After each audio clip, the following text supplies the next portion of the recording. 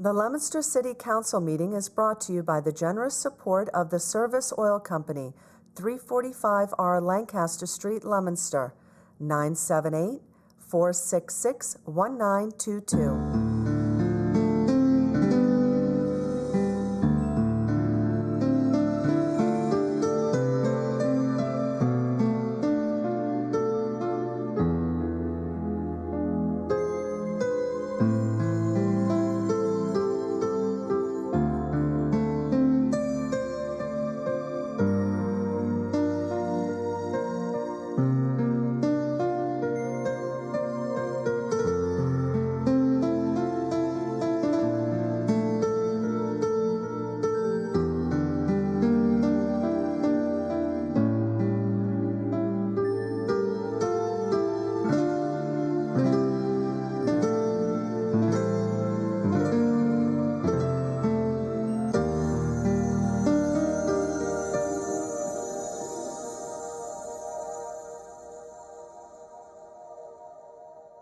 Of what we have found in the community, and then we'll open it up for an open discussion just to talk about the issue in this community and maybe ways that or ideas that you might have to help.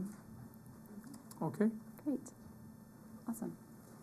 So we thought we should have been more prepared. We thought maybe there would be a way to project slides. So what we're going to do is I'll probably come around and just show a few pictures to each person that on my phone. That way you can see. Sure.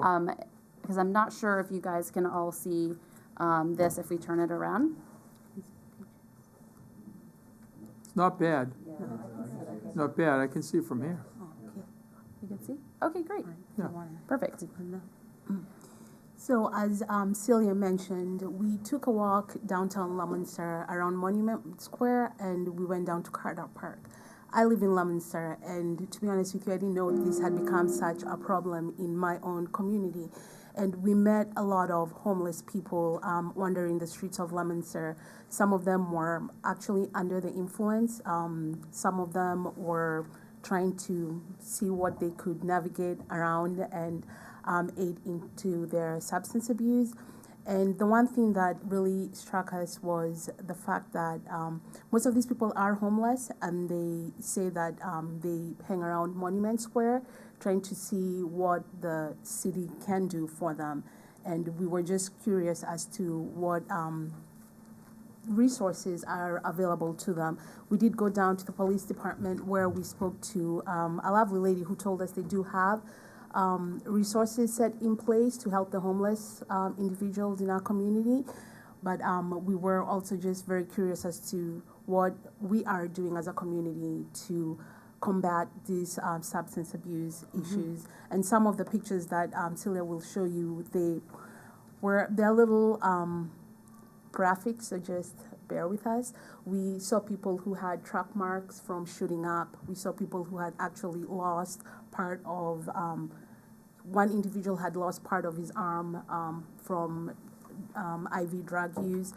One individual had lost his leg he fell onto the railroad tracks and a train ran over his leg. And so we have all these people who have all these issues hanging out in our community, which is a little eye-opening for us. So they also were mentioning that for resources in Fitchburg, there is a methadone clinic, and that would be the closest for them.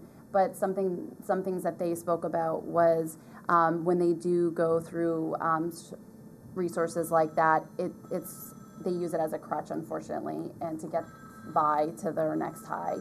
But also, there's not a whole lot of resources within the clinics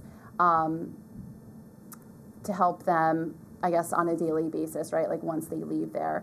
But also another issue is transportation. So when someone is ready to, go through detox, for the closest bed would be Worcester. And so a lot of people don't have, the means to get on the bus and to go to Worcester whenever they're ready. And then by that time, they're probably so sick if they're withdrawing, and then they just search for their, the drugs to relieve these symptoms that they're having. So I guess for the resources that they had mentioned that they would like to see put in place. would in be. place.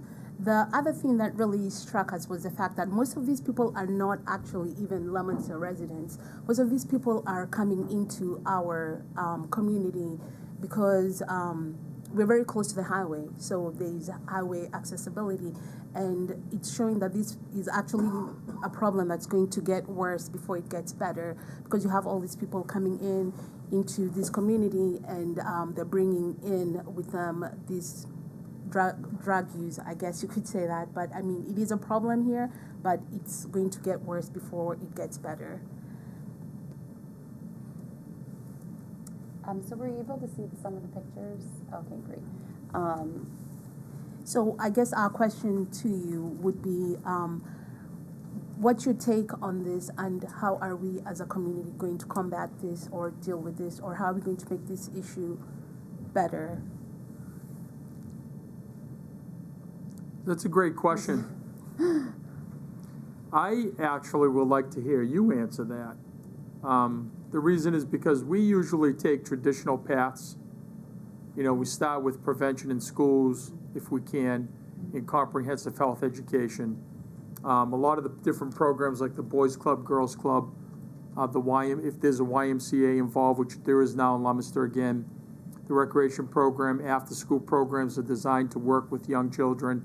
But unfortunately, we do run the great challenge of dealing with the addiction, you know, once they get older. And, you know, that's what you're seeing on the streets here. We have a methadone clinic in Leominster, correct? And the one in Fitchburg, is it open still, or did it close? Okay, so there are two now.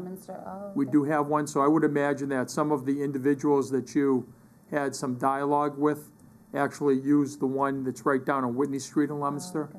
So instead of going into Fitchburg, it might be easier for them to come into Leominster to be able to use the clinic. Right. So then from that point, it's a question of what we do with them as a community. Right.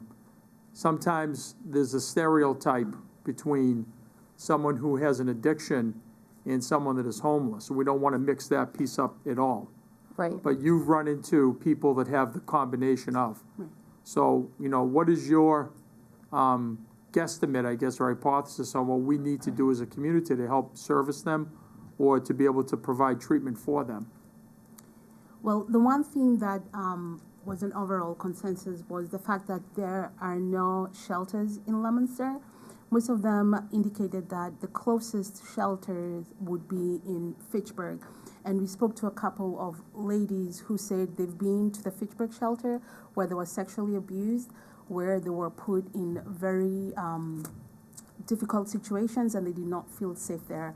So the closest would be going to Worcester, and most of them either don't have transportation to get to Worcester, or it takes them away from their community because they may be homeless, but they use their parents' address, or whoever lives in Leominster, they're using that address to get their state benefits. So if they moved to Worcester, that would take them so far out, and they're not willing to do that. So the feeling was Leominster does not have any shelters or anything put in place to help homeless individuals. Right.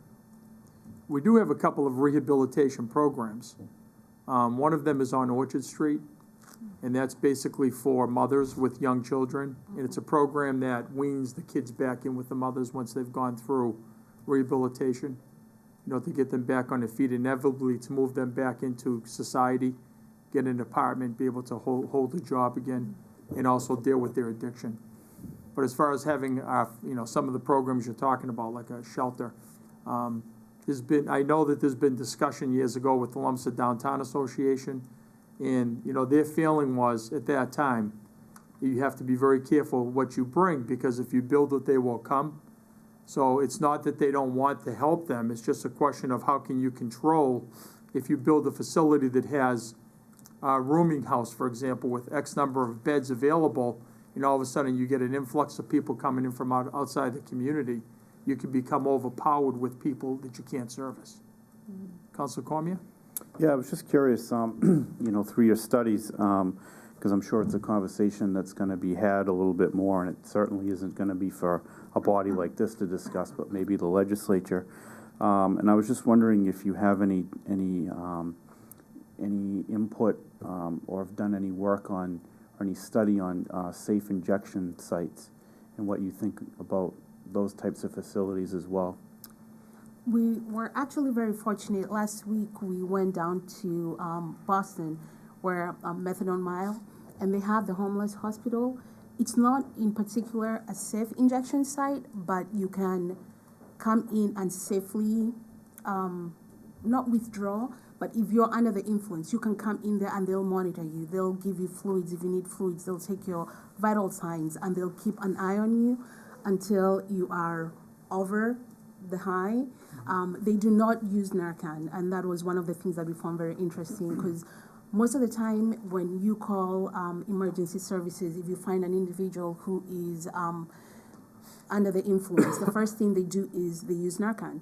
But they don't do that there because they don't want to discourage the people from coming in to safely get off the high. So they encourage them to come in. They don't have them shoot up there, but they come in and they will monitor them until they are off the influence. They did tell us they are trying to pass that legislature, I guess, in Boston, for people to safely, shoot up. But it's something that they're really having a hard time with in the United States. It has been shown, studies have shown that it is actually a way of combating illegal drug use on the street. In countries like Canada, the Netherlands, they've had this in place where people can safely go and use drugs. The nurses there, they don't assist them, they don't contribute to that. You just do it under supervision, where they want to make sure you're using safe needles, what they want to make sure you're disposing them off in a safe manner, and they want to make sure that, of course, you don't overdose and die. And it has been shown that it's actually working. It's going to be a fight in the U.S. to get that here, but they are trying to institute that. And we are also nurses, but also as nurses, we've seen so many cases of people out there overdosing. I'm sure all of us have been either affected directly or indirectly. I'm sure we know of someone who's died because of this epidemic. And having a place where people can safely use and be monitored, I think that would be a huge accomplishment, and it would be something that would be welcome. Okay, interesting. Thank you. Any other questions or comments? Councilor Feckley? So you went down, basically just down to the common area, and how many days did you go? Did you go like for every day for a week, or? We did this for a week. It was for a two week? different groups, Okay. yeah. So how many people did you run into, do you think? When we first went out, the very first time we came, it was with a different group. It was raining, so we only managed maybe to come across like maybe 10 people. When we went out, we met quite a few. I'd say Maybe another- maybe probably 20 altogether. So maybe every day you met a few more people? Yes. And then when they were talking about their stories, did they tell you that they knew of more homeless Yes. people that were not there, that they knew in the community as well? We came out one time with donuts and coffee, and we were passing out gloves and hats. Yeah. And they went and told everybody, so we had quite a huge crowd come Okay. out. And I mean, we're not trying to encourage them, No. but we're just, we just wanted to hear their story and stuff. And they all said there are more people. I guess there's a tent city somewhere Right. on the Yep. railroad tracks, but they told us not to go there. Okay. Because we were going to go there, but Yeah, we wanted to go there, yeah. but they advised. It was actually the people we were talking to who told us we don't think it's safe for you to go there. So we would really have liked to see what is out there and how it's set up as a tent city. But it seems like this is becoming it's becoming a problem for our Yeah. community, and it seems like it's only going to get worse before it gets better. Yeah, maybe you could get some police escort to go up there at some point. And, Yeah, you we know, had thought about that, You might yeah. want to look into that. Absolutely. My other question is, now when you're talking about addiction, are you talking mostly heroin, opiates, alcohol, other drugs? What did you find mostly was the addiction problem? It was mostly heroin. Heroin. But we also found quite a few people, alcohol And abuse, cocaine. and cocaine. Those are It's a probably- mix. It's a mix, and surprisingly, as early, there's a time we're in downtown Leominster at 8:00 in the morning, and we found this man. He was drunk. So you wonder like what time he started drinking. So There's that, the drinking, and the heroin, and I guess the Cocaine. cocaine. Yeah, those were the top three Okay. that we saw. All right, thank you very much. Thank you, Counselor. Any other questions? You mentioned Carter Park also, so we're not just alluding to downtown Leominster. Carter Park too. Okay, They actually use a gazebo as their temporary shelter. right. And most of them, they were actually very suspicious of us when we first came, and we had to assure them we're not with the city, we're not with the police, we're just students. And they came Right. out and they were able to talk to us, and they told us they do use that for shelter. Just be very, very careful, please. will. I don't want to sound like your dad, but No, be yeah. careful. Our teacher's the same way. Please Yeah. don't do anything then. Yeah. I did work at the PIP shelter in Worcester. You familiar with that? The what It was an shelter? inebriation program in Worcester. I think they had to close it. And they used to lose, I think, a patient a week there. It was a pretty tough place to be. It was for the homeless, so. Right. And they would come in and they would have to go to an AA meeting, and then they would be fed. They'd have the ability to take showers, clean up a little bit, and get some fresh clothes on, and then blankets and things for the street. Right. There is in Fitchburg Action where they can go and they can get food and shower and get clothing. They have smoke breaks. They have to abide by their rules there when they enter. And it's they open the doors around 8:30 and it's till around noontime. Does Leominster have any shelter or action shelter like that where they can come in and get food or Well, we have a program called Interfaith Hospitality. I'm not sure where the people with a substance abuse problem fit into that, but that is for families in need. okay. I'm not sure if there were any other organizations. There was one particular one that dealt with it down on Mechanic Street, but I believe that it's restricted now, and I don't think that exists any longer. Okay. And you couldn't come in a state where you were under the influence, because that compromised the safety of the people who were there. Right.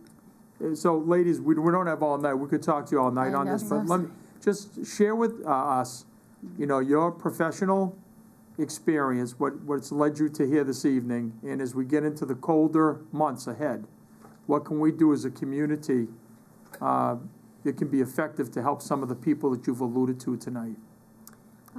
I'll go first. As a community, there's the stigma that surrounds this. At the end of the day, this is a disease, and I know a lot of people don't look at it like that. And we have to remember that it's somebody's father, brother, sister, mother, daughter, son, who's out there on the street. We just need to show a little bit more compassion instead of just trying to drive them out and tearing up their tents or having them arrested. We need to come up with a better solution and just extend, just be compassionate and just sympathize with them. What about emergency shelter? Any plans? Did you think of anything? When you were mentioning the colder months, yeah, I mean, that would be a great idea. I mean, I don't think there's anything in place right now. I haven't heard of anything in Leominster area, but There was a philanthropist, and he used to fund, from right about this time, right through the winter, motel rooms. oh, that's so nice. And he worked with Ginny's. He also worked with St. Vincent de Paul, Oh, okay. and also the police department. So what would happen in the coldest of cold, people could be brought off the street, and they'd have somewhere to be for a short period of time, unfortunately. Right, know. that would be great.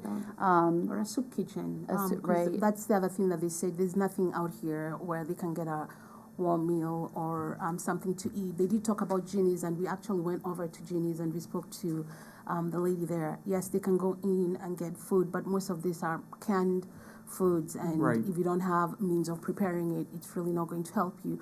So Right. most of them, all they wanted was a hot meal, and that's why the next time we came out, we brought donuts and coffee, and they were actually really, really appreciative. And we're planning on coming around again maybe next week and giving them maybe a warm meal or something, and just to see what we can do. Clothing too, hats, gloves, things like that.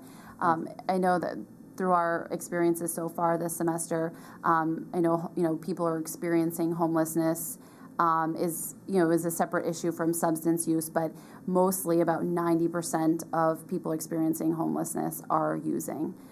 There was when we went to action, out of 25 that were there, 2 were not using. And were not substance abusers. So it was really eye-opening to see that, unfortunately, during this time that they're experiencing, they lose everything most of the time, and then they don't have the means. So yeah, any kind of food, clothing, things like that. Well, thank you for coming down tonight. Thank you for having us. Thank you so And much. we didn't solve any problems, but we thank you for bringing this. It needs to be in the face of everyone. Mm-hmm. There's no question about it. So your professor should be very proud of you. Thank you. We thank you for coming down. We hope this isn't the last time we see you. Absolutely Hopefully not. not. And as you build, programs around the issue itself, share them with the community, start with the mayor's office and the police department, and hopefully they'll be able to advocate for you with helping these people. Thank you very much, sir. Okay, so thank much. you. Thank you. Thanks, Thank you. ladies.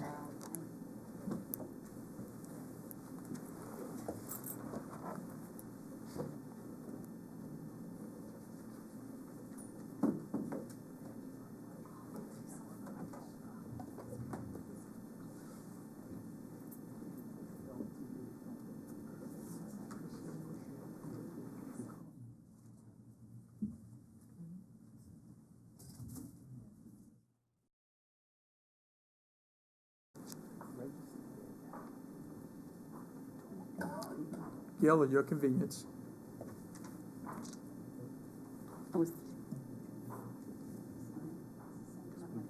Public safety and traffic. No, your petition, I'm sorry. This would be what? Public safety and traffic. Okay. Dave, you've got this. Okay. All right, this is a hearing before the City Council at 6:20 PM on 86-18, which is Gail Feckley, amend Section 13-88.4 of Leominster Municipal Code by adding the following. This should actually be legal affairs, I believe. This is going to be a ordinance. Public safety. I think it was put under the wrong. It's an ordinance change. Once it gets into ordinance, it should be kicked over to legal affairs. Okay. Okay? Sure. All right. So It is an ordinance. what? It's in Right. ordinance form already. Right. John, can you pick it up? Thanks. Sure. As a hearing before the Leominster City Council, this is petition 86-18, Gail Feckley, amend section 13-88.4 of the Leominster Municipal Code by adding the following. No driver shall make a left-hand turn from Day Street onto the rear driveway of Johnny Appleseed School during the hours of 7:30 a.m. to 8:30 a.m. and 2:30 p.m. to 3:30 p.m., Monday through Friday, during the school year. I had some dental work done today, so it accounts for the If you need slight help, let us slur. know. Don't worry about it. Councilor Feckley, I don't know if you want to, before I give it to the audience, if you want to just give a brief summary of your Sure. petition? I had been contacted by several of the parents at Johnny Appleseed School indicating that although the administration of the school had asked people repeatedly not to make the left-hand turn and to come around and only make a right-hand turn to eliminate bottlenecks, that people can continue to do it, and it was becoming a safety issue. So I also contacted the principal of the school, who gave me the times that would be best for this restriction to be in effect. And at this point, I believe this is going to be the second reading of the ordinance. And hopefully we'll be able to get it through so we can get a sign up there. So maybe after the kids come back from school, from the holidays, it'll be able to be enforced. Okay, and I know we amended this last time. Are We those did. amendments proper? They are. Okay. Is there any member of the audience who wishes to address the council either in favor of or against petition 86-18? Second time, does any member of the audience wish to address the council either in favor of or against this petition? third and final time, does any member of the audience wish to address the council either in favor of or against this petition? Mr. President, I'll go to other members of the council. Does anyone have any comment or questions? Seeing none, I declare the public hearing closed. Thank you, which is for You're you. welcome. Under the old business, it's listed twice. So the deal with.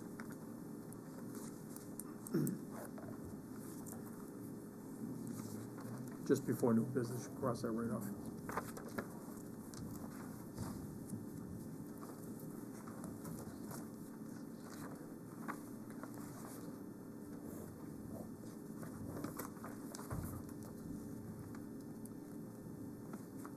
John and Mark, if you guys want.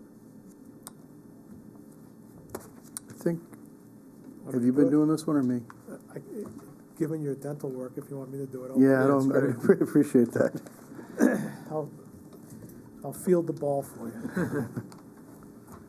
This is a hearing before the City Council, scheduled for 6:21 p.m. C-22.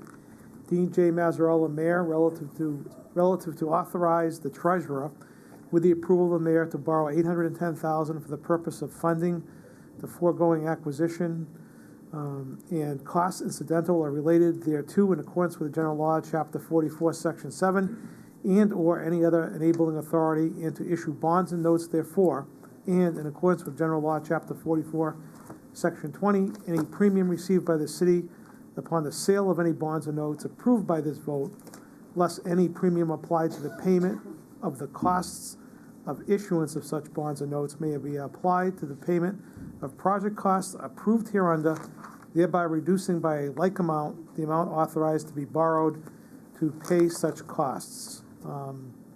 We have with us our assessor, chief assessor, and I believe Mr. Bernard, right? So, Bill, at this point, would you like to offer anything? Sure. In respect to the public hearing? Yeah, I can offer a little bit of background on what we've done and how we've gotten here tonight. We came in front of you about 4 weeks ago, I think it was, or more, to discuss this. At that time, I provided a summary valuation, my opinion of value on the property at 1183 Pleasant Street. As you know, Mr. Bernard was interested in selling the property and approached the city for potential purchase because Shoreland Farms does surround the property on all three sides, and we abut it, and it would be a good acquisition to expand that program. So in doing so, I provided a summary valuation of about $475,000 to $500,000 at the time of what I thought it might be worth, and you'll note that there was a subdivision restriction mentioned at that time on the property. There was a possibility, we thought, of having 4 additional lots being developed up there because of the 500 feet of linear road frontage.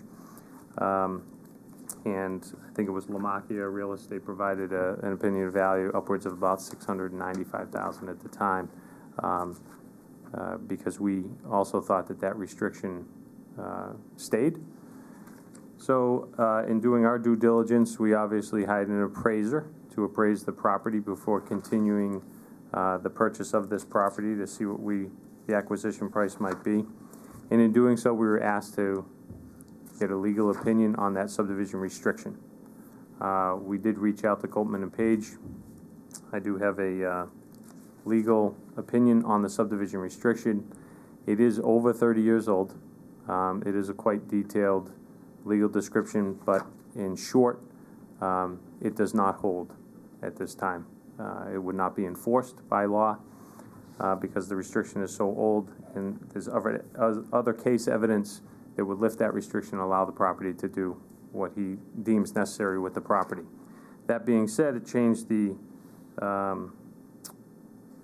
potential for that property. It did allow for an additional 4 lots to be developed up along there. You do have a copy of the appraisal done by Mr. Foster and Associates that recognizes that potential, and he did a full market analysis both by the sales comparison approach and the income approach to come up with the value of the property. The sales comparison approach came in at I think $785,000, looking at the potential for the lots and discounting them because there's been no perk test done, along with a discounted cash flow income approach that came up to about $810,000. At that time, Mr. Bernard, myself, and the mayor sat down to review the appraisal and come up with a sales price. It was settled upon $810,000. The reason being was the appraisal at the time was done as is. At that time, there was not there was a shared well on the property. What Mr. Bernard did spend money and alleviate that issue for a potential purchaser. He did go ahead and drill a new well, and it does have its own water supply. He also is including personal property with the sale that could be beneficial to a purchaser as well. And there is a list of that personal property in with the purchase and sale agreement as well, which has been forwarded to you. So in doing those and considering those two things along with the appraisal, the mayor felt, along with Steve, that $810,000 was the appropriate price to be paid. So we're in front of you today to discuss that and any questions you might have regarding that. And Steve is here as well. They can offer input to the property in case you have questions about that.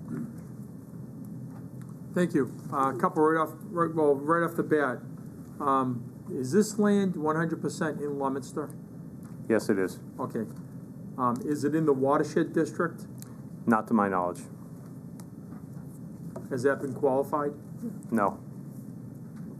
Okay, because we do have a 3-acre minimum in the watershed district for building. Yeah, so I looked at the GIS maps online, did not get an official finding on that, but based on the GIS overlays in the watershed protection area, it does not impede this lot.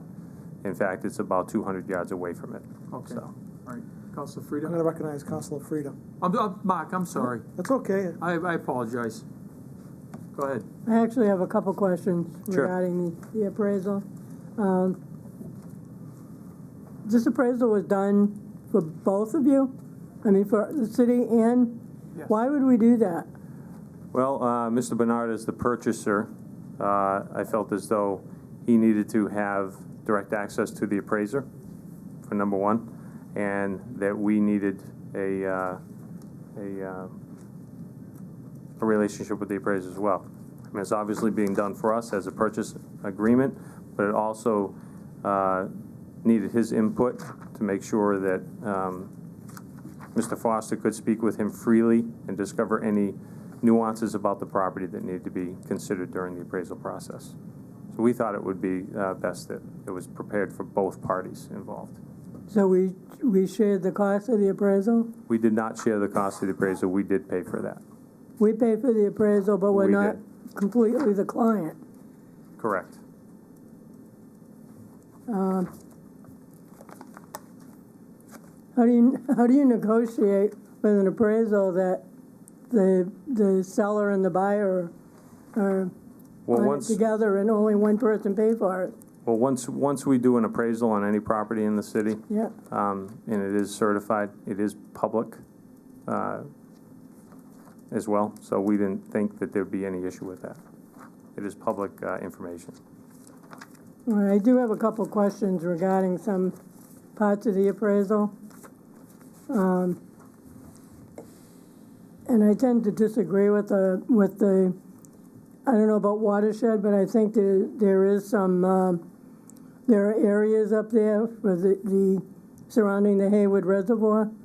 I wasn't necessarily thinking of the 3 acres, but I do think there might be something that might interfere with the building up there as far as the watershed protection. And I realize the Haywood isn't a drinking water supply, but it is drawn on by us in times of a drought, I believe. The other thing, Bill, is we're talking about on page 30, on your conclusion, Mr. Croft clearly states that it's a hypothetical condition. Yes. So the value is $810,000, assuming the well is in, the septic's in, and the lots are all buildable. No, that is not true. If you read on to page 56, he does conclude He did do a full valuation of the lots that could be prepared, and discounted those lots down to about $78,000 per lot. Otherwise, they'd be worth about $110,000, I think, if they were But, $140,000 if they were fully developable lots and all those systems that you're talking about were in place. But without that, you can see by the comparable sales, I think he used 6 of those to determine that with like circumstances. And in that final conclusion of the $310,000 for those lots, he did take that into account. In fact, some of the comparables had the exact same situation, which may have implemented a $47,000 price per lot, and then others indicated a higher lot. So he did some qualitative analysis based on those comparable sales and came up with about $78,000 per lot with those engineering costs taken into consideration. some of these lots, I would question in an appraisal. I mean, I don't think you can compare Royal Oaks Way with water and sewer to Pleasant Street. I mean, I think that's a little bit of a stretch. I mean, and I know there aren't a whole lot. I looked, there aren't a whole lot of comps available.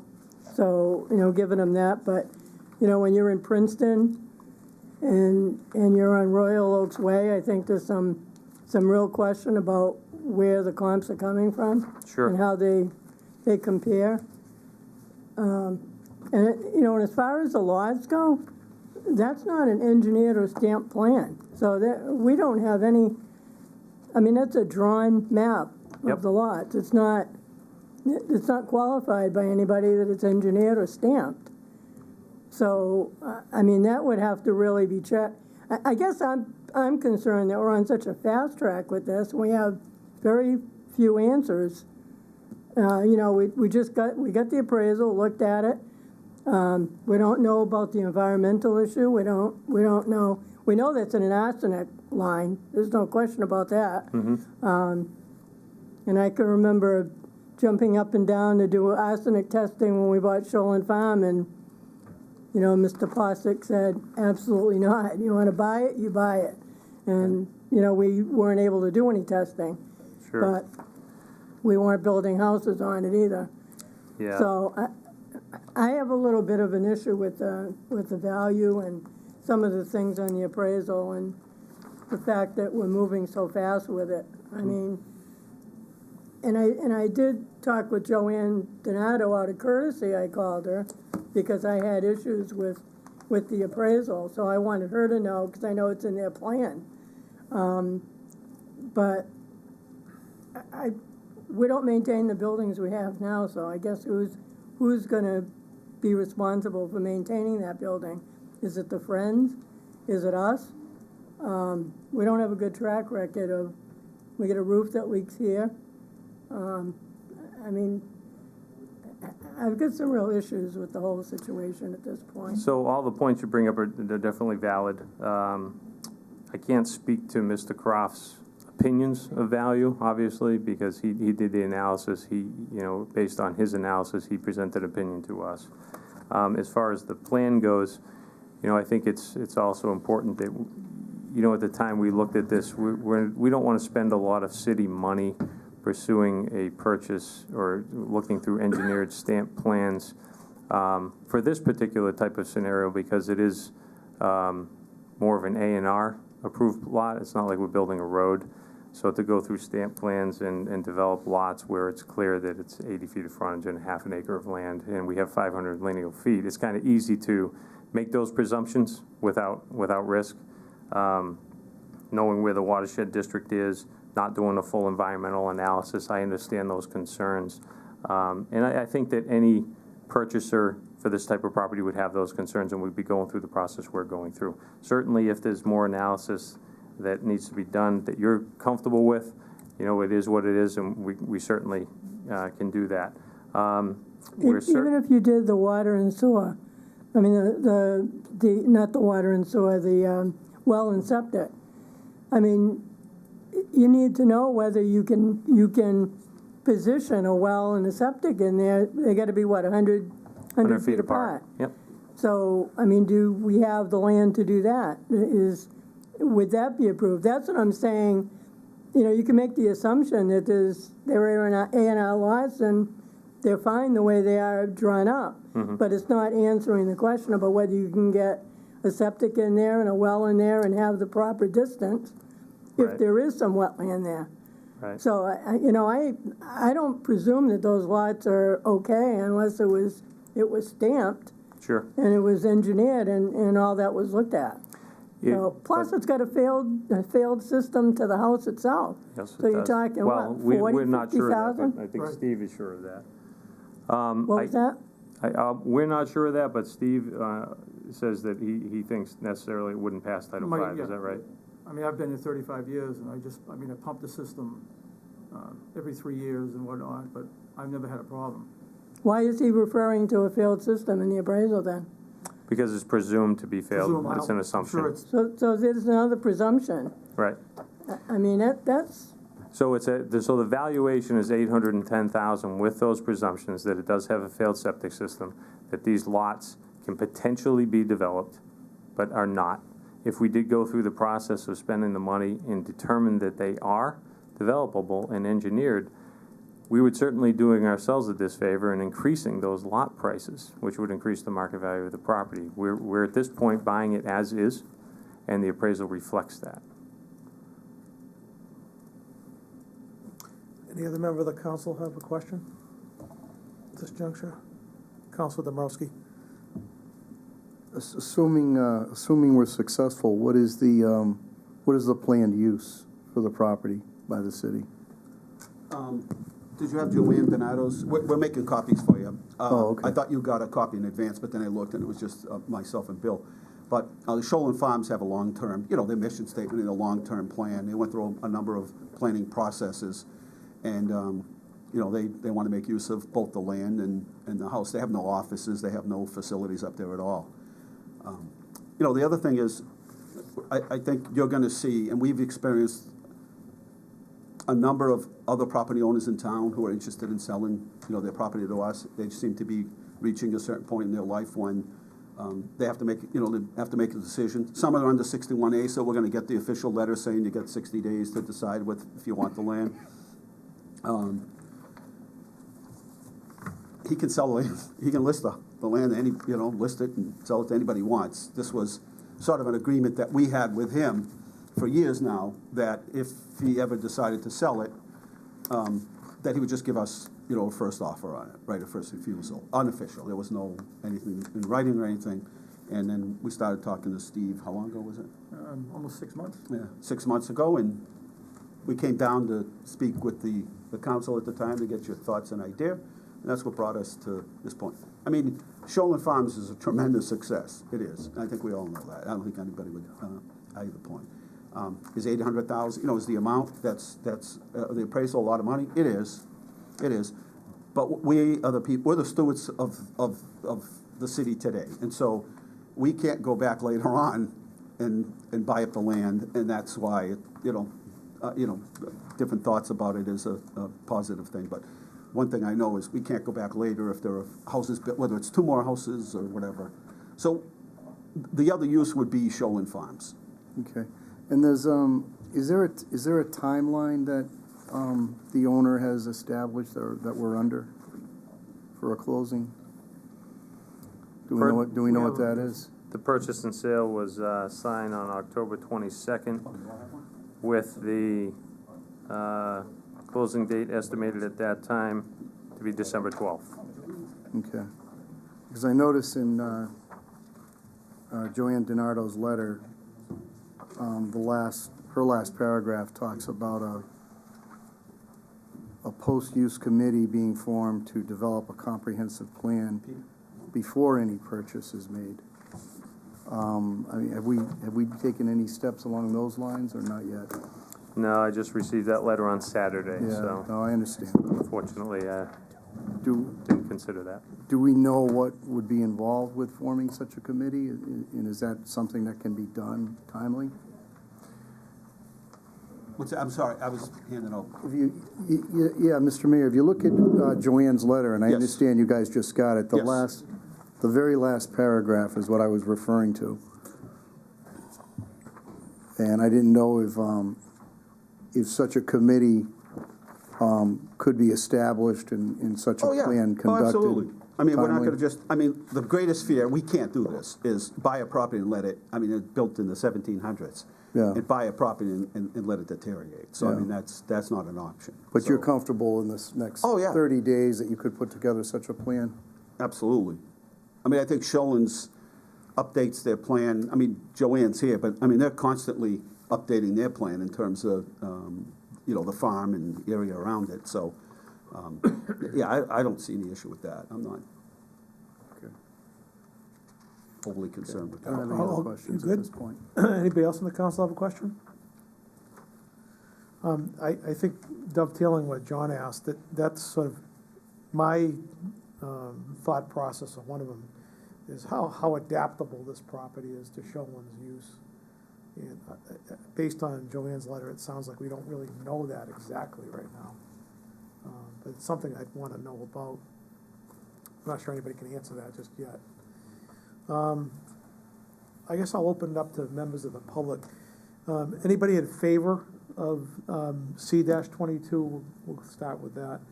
That wants to be heard?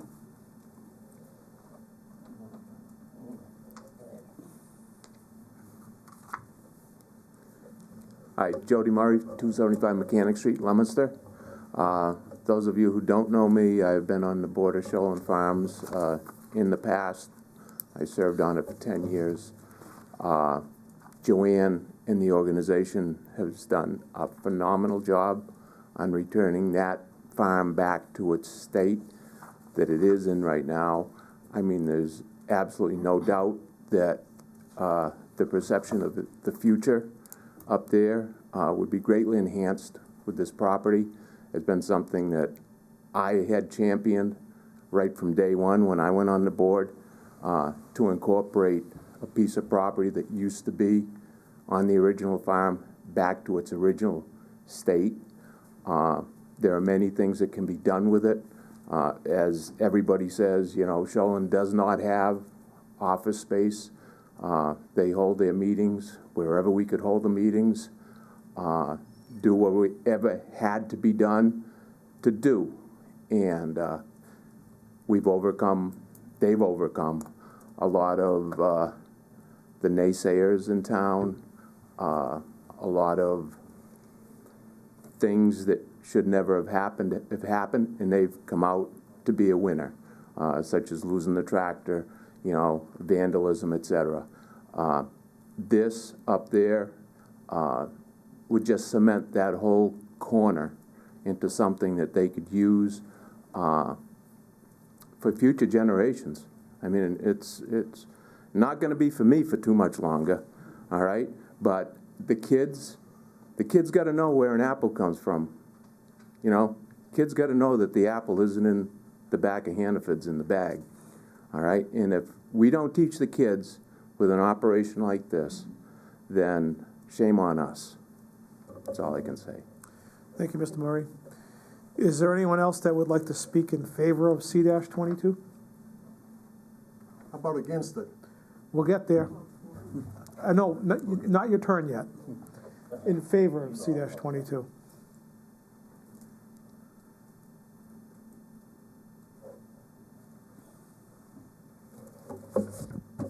So here's our master plan. Many of you have seen this. We've been down here with it before. And I just wanted to point out that when we did our master planning, we went out to the community to ask them what we should do. And one of the places that they told us to point to was the private property on both sides of the street. And on here, we have it identified, working with UMass, potential for future greenhouse, experimental station, crops, and orchard extensions. So one of the things that, that I just want to make clear is that I do have concerns because we're such a small organization, so it will take a community to make it work. It does have a great deal of potential. We do have our shortfalls, but we have made it work. We've made it a shining star, so to speak. And the other part of it is one of our partners is UMass. This year, we have them come to the farm every single week. We had interns every single week, but guess where we met? Under the tent, in the gazebo, but we have no office space, no meeting rooms, which are falls that I know that this property would offer right away. The other thing is we have a new farm manager. We have no decent office space for that farm manager. We have no workshops. All our equipment is outside. It's not a good way to run a business. But I know that our organization is only equipped to do so much, and we have done heroic work to keep the farm going and to make everybody proud in the city of Leominster. So I am definitely in favor of preserving the property. I've been to the property, I've seen it, I know how much potential it has. It would be a shame to let it to go in disrepair or to let it be broken up into other houses. It's a once-in-a-lifetime opportunity for the city of Leominster to turn it around, and I think Mr. Barnard has done a great job coming forward to the city of Leominster to give you the opportunity. So I am in favor of preservation because it is right in the middle of the orchard, and I do think it has a great deal of potential. Thank you.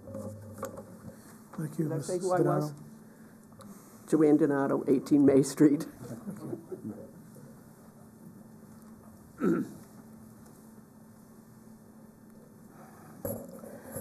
John Souza, 347 Prospect Street. I am on the board of Shoreland Farms for the last 8 years, and a volunteer before that. One of the things that we do is the wife and I are very involved with the, you might say, the educational piece of this. I think our number this year is around 1,400 children that came to the farm. They got a story, a book, a snack. They were told about the farm, how to pick apples. And I played Farmer John, and I gave him a ride on the tractor, on the hay wagon around the farm. And I've had a lot of kids come back over the years. Oh, yes, I went to Shoreland Farm, I went on that ride, and they remember. And that's a little piece of the education that we talk about, okay? But the potential we have with that property, there's a lot of potential. I don't know what it is. That's my biggest problem, okay? The second part, being on the board, I don't think we could, as a board member, it's a tough nut. And, you know, I'm looking at maybe $20,000 or $25,000 an additional expense if we were to take it over in whole, in just the upkeep and proper maintenance of that facility. And what about? And I really don't know what kind of condition. We have appraisals, but what was, you know, was it inspected? Are there other reasons? Well, how's the electricity or the plumbing or the sewage? I don't know those facts. So there are some holes, but also there's great potential. So I don't want the holes to, you know, take over the potential, because that's it. We pride ourselves in going for the future and doing things. And I'm also on the planning board. And that's one of the things that we try to look to the future. And this is a piece of property. There are a lot of questions. Do I think we can work out the questions? I believe we can, okay? Do I think the price is a little high? Yes, I do, okay? But that's not for for me to come up with. There is potential, and I think we should go forward with that potential. It's something that the city could use. And not only with us, but I think the other organizations in the city could use it, up there, and it could be a new, an extension of the jewel that we talk about being Shoreland. Thank you. Is there any other member of the public that wishes to speak in favor of C-22?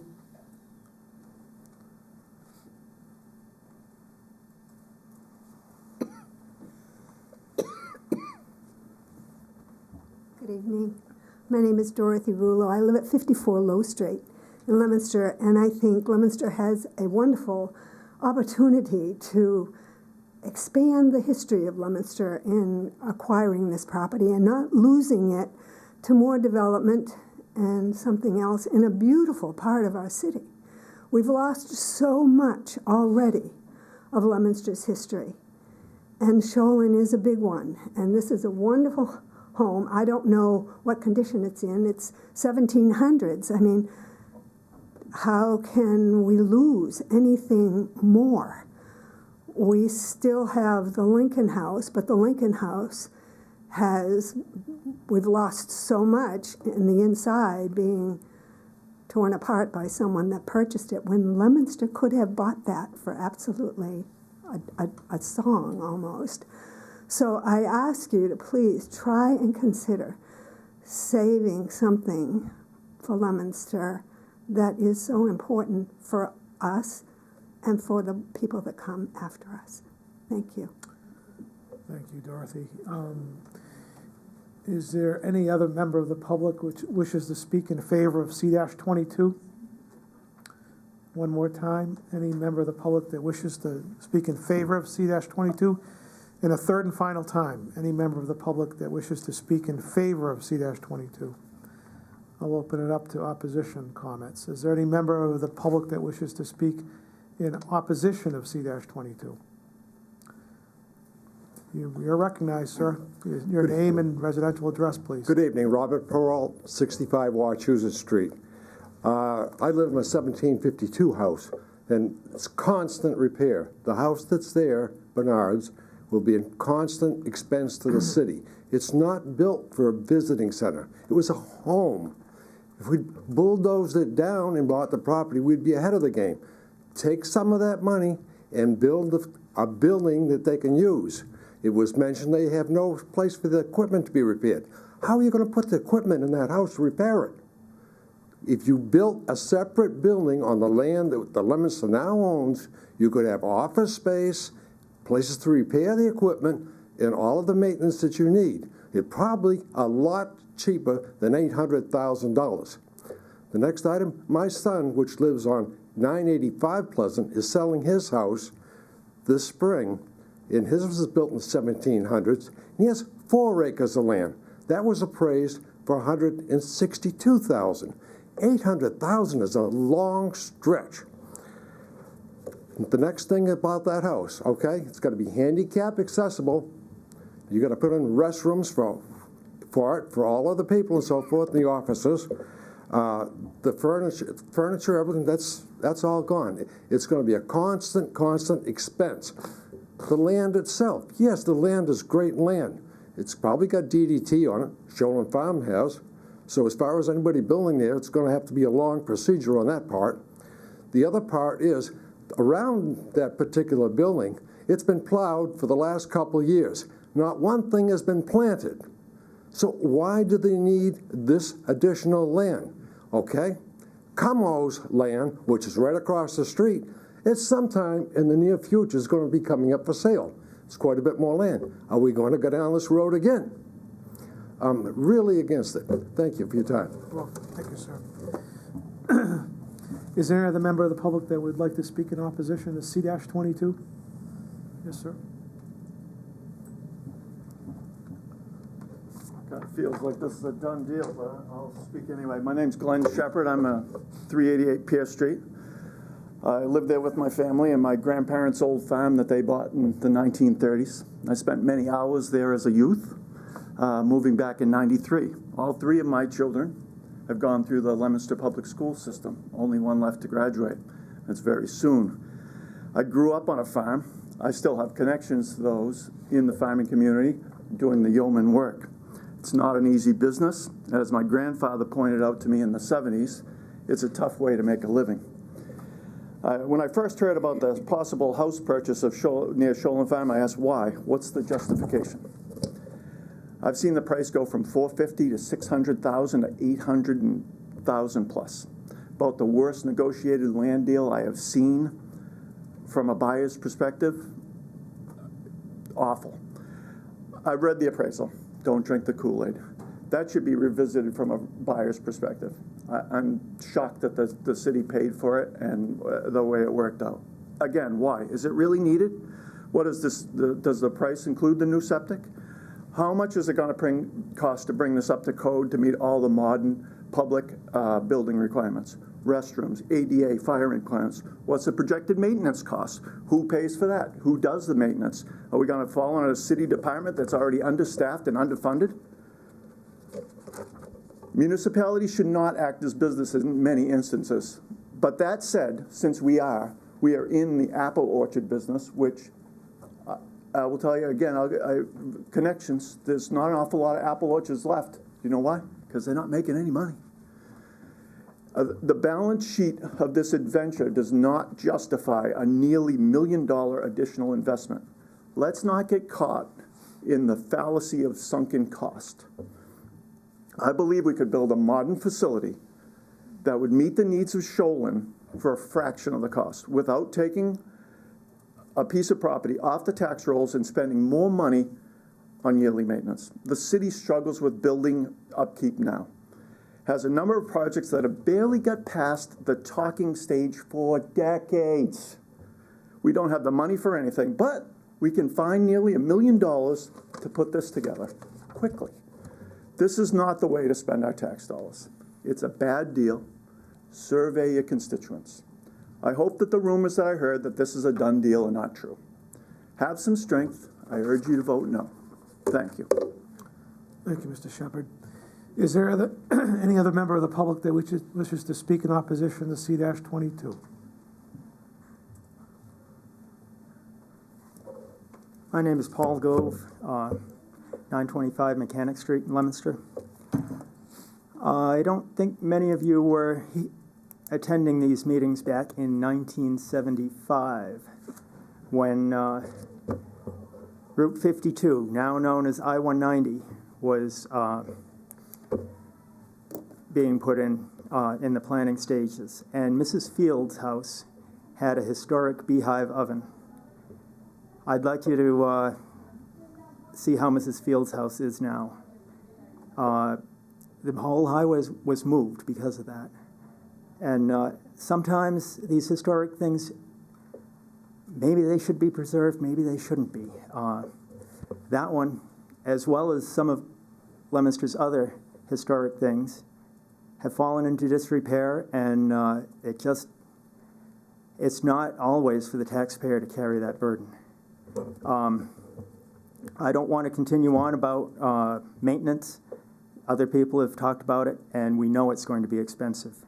And the DPW is saddled with enough right now, I think, and so who will be maintaining it? I think the wonderful volunteers at Shoalin enjoy volunteering to be outside and to be educating the children. I don't think they have enough houses to maintain of their own. They're not going to be the ones maintaining it.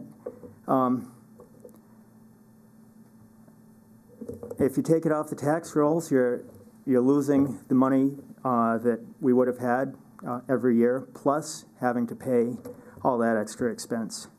As a farmer, I know how old houses are, and you'll see that we don't always keep our old houses on our farm. And I think that that's a perspective that maybe I'm the only one of the few farmers left in Leominster whose sole living is made from farming. University of Massachusetts Research Farm in South Deerfield, Mass. In 2008 completed a wonderful brand new building that includes, coincidentally, an office, a meeting space, and a farm shop. I think maybe Shoalin Farms should look at that, and I would not at all be surprised if it could be built for 1/3 to 1/2 the cost of what we're talking for this. And then the maintenance costs would be, and heating costs would be considerably less. So think about it a lot. It seems like we're rushing through this, and you know, it will serve a segment of the population, but I think our money could be spent serving a lot larger segment of the population by doing some of these other projects that we've been talking about for 20 or 30 years and still haven't been done. Thank you. Thank you, Mr. Gove. Is there any other member of the public that would like to speak in opposition to C-22? Second time, any member of the public that would like to speak in opposition to C-22? And a third and final time. Any questions from members of the council? Comments? Councilor Anja? You know, when I first heard of this project, I looked at it and says, what a beautiful piece of property sitting up there. And I thought it was, would look really nice. But the more I've looked at it, I tend to agree that, we're buying something that could be built for a lot less right on the existing property of the Shoalin Farms. we could have that same access, the same, facilities.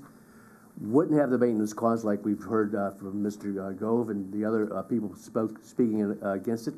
And I just question, we're going to be spending nearly $1 million. We're going to have to make that building ADA compliant. We're going to have to put sprinkler systems in it and everything else. So by the time we're all said and done, it's going to be $1 million. And that money could be used in a number of different places in the city. And I think we could build a property, a similar building where Shoal Farm already has property, and come up with the same thing that they're looking for. So just some thoughts, but you're listening to both sides. I think at this point it would be a bad idea to buy that property. I think there's a number of outstanding questions. I know Councilor Frida had some outstanding questions. Mr. President, I'm going to ask to check with my committee. It would be my inclination to not close this public hearing this evening, and then we can follow up with Legal Affairs and see what their position is. But would you poll my committee with respect to keeping the hearing open? Second member of Finance, Councilor Pauline Cormier. I would agree with keeping it open. And third member of Finance, Councilor David Cormier. I also agree with keeping it open. So I guess we can give it to the chairman of Finance, and I've already obviously issued or voiced my opinion. Maybe if you want to check with your committee, Councilor. Could I just? Sure. So a couple of things. First of all, I take it, when somebody says it's a done deal, that projects to the community the wrong message, that somehow or another wrong deal is it. And I think just to recap what's happened here is, I think I started out saying we were interested in the land. It's the farm, it's next door, why wouldn't be? If you take a picture of the old Washburn house up there and you show that historic house to anybody and say, what would that, it's so sad that that house is gone, it caught fire, it burned. The barn caught fire, it burned. What are those worth today to have them here? Well, everybody has a different value on that. But to say it's a done deal is really inaccurate. It's the wrong message to send. In fact, the real story is Steve was interested in, Bernard family was interested in selling it. And we said, yeah, we have some interest. Maybe we come to some agreement. We had an appraisal done, but we found this old adage in there that talked about, whoever owned the farm would have to approve if they were to build on the land. And then we found out through our legal representatives that researched it and said that doesn't hold any water anymore. So we had an appraisal done by a reputable. We didn't just find somebody. It was a company that's reputable, has a good reputation, and did an appraisal. And we're here. And if you remember, we came down and said, look, we'll be coming back to you. That's all that's happened. So if the council decided it doesn't want to sell, doesn't want to buy the land, or that's not what it wants to pay for it, that's perfectly fine. But I think the whole process has been very open, and there have been no conversations with anybody, as far as I know, between the council or myself about this property at all. And we've left it really transparent so that we could come down and just say, here are the facts. So nobody's inclined or obligated to vote for it or against it. I agree. Yeah. I would take slight, at least, umbrage with the fact that that's the wrong message to send to the done deal, because I've had literally one conversation with one member of the public about this who contacted me, and there's a lot of questions, I think, on both sides. Sure. And that's fine. But one other thing. Yeah. And I ask you to take it a step further and look at the communities that have adopted the Community Preservation Act. Now, I would ask you to do that. If you're going to look into this thoroughly, because I think we're talking about two things: building a welcome center or something for the Shoal Farms, which is part of their overall project, and we're talking about community preservation. Mr. Gove said, can we preserve everything? No, but if we had adopted the Community Preservation Act, we would have had a boatload of money from the Registry of Deeds, is where the money goes into, and you can't tap into that unless you accept the provisions of the Community Preservation Act. But in order to do that, you have to pass an increase in taxes, and we haven't done that, so it'd be an extra burden to the community. Right. So we can't access that money and then use part of our own money to fund those projects. So we haven't done all the community preservation that we've wanted, not at the cemeteries, not in the buildings in town. I think it was mentioned, you know, the Lincoln property on Union or Pleasant Street, it's Union, right? We weren't able to purchase that. You know, the work that we did at the Drake House, take a look at what other communities are doing to preserve their history, to preserve these old buildings. You'd be pretty amazed. And not suggesting we pass that, but it's just another piece. It's not just a building that we're going to use for offices. It's preserving a really special piece of land and a really special house that sits on that land. So there are no conversations that I've had with any councilors down here about this being a done deal. This is supposed to be open dialogue about what you thought about it. So we went and got an appraisal. We shared it with you. People could come and speak on it, you know, for and against. But at the end of the day, this is sort of a mutual thing I was hoping we could do together. This was going to be a project that we were going to support. Fine. I know the Center for Technical Education is always looking for projects to do. Historic preservation is one that we've talked about. Renovations, building a community center, building a new house. All of those things are in line. If you visit some of the old historic houses in Concord that take visitors, they don't have, they're grandfathered in. They don't have handicapped restrooms, but there are other places where there are. So there are a whole bunch of things. But this isn't like we're going down to, you know, Carter and Sixth and buying my house because I used to live there. It was a nice deal for the city. This is a special piece of land with a special, you know, house on it. We do about it, and you know, that's why we're having this conversation. Sure. Or we probably wouldn't be here. So Bill and I, we're just, you know, we're the messengers coming in, and hopefully we can get some questions answered. That way you have all the information, and when you make a decision, it's based on all the information. So whatever it is that you need from us that could help, let us know. You know, if you want to send it through the clerk or the assistant clerk, put one list together, we'll get all that information from you, because we don't want people from the public to be upset with this. We really want them to know that there's an offer. The last thing I would want is 5 years from now, somebody says, well, why didn't you buy that house? You guys had the chance to buy it. Now look at it. You know, that's all. And, you know, I don't think there's not a good or bad decision, I guess, at this point, except for to get more information, so you do have that ability to make the best decision based on all the information. So whatever it is you need from us, we're happy to help. And I don't want people to think that we're trying to pull wool over anybody's eyes with the appraisal, or, you know, I think it's like anything you go to buy. You know, you look at it. We were mistaken about the lots. You know, at that time, you know, I thought 475 to 550,000 would have been reasonable, but we were wrong. You know, and when you look back at the certified market analysis I was just looking at that was done by Century 21, the original estimate with the lots was 885,000. That was a certified market analysis. That's what they would have listed the property for. Once we discovered the deed restriction, Steve went out and got another certified market analysis that was 590 to 650,000, and then we discover this, and appraisal comes out 810,000. Now it's the sticker shock of, okay, we didn't see that coming, but obviously it changes your mind about the purchasing decision. But in no way do I want people to think that Mr. Foster isn't a certified appraiser, that Ken Croft that did the appraisal didn't do his due diligence in certifying this. His license is on the line. Clay, you certainly know what it's like to do an appraisal, and you have to stand behind that opinion of value. I trust that they did their due diligence and come up with an estimate of value, and certainly take offense to drinking the Kool-Aid comment. Okay, thank you. So whatever you need, whatever. I mean, honestly, this shouldn't be. This shouldn't be. It shouldn't be a hasty decision. Exactly. This should be, and one that we really think through.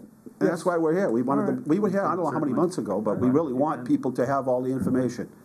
So that's all. Toss it back to the chair of finance. Legal affairs. I'm sorry, legal affairs.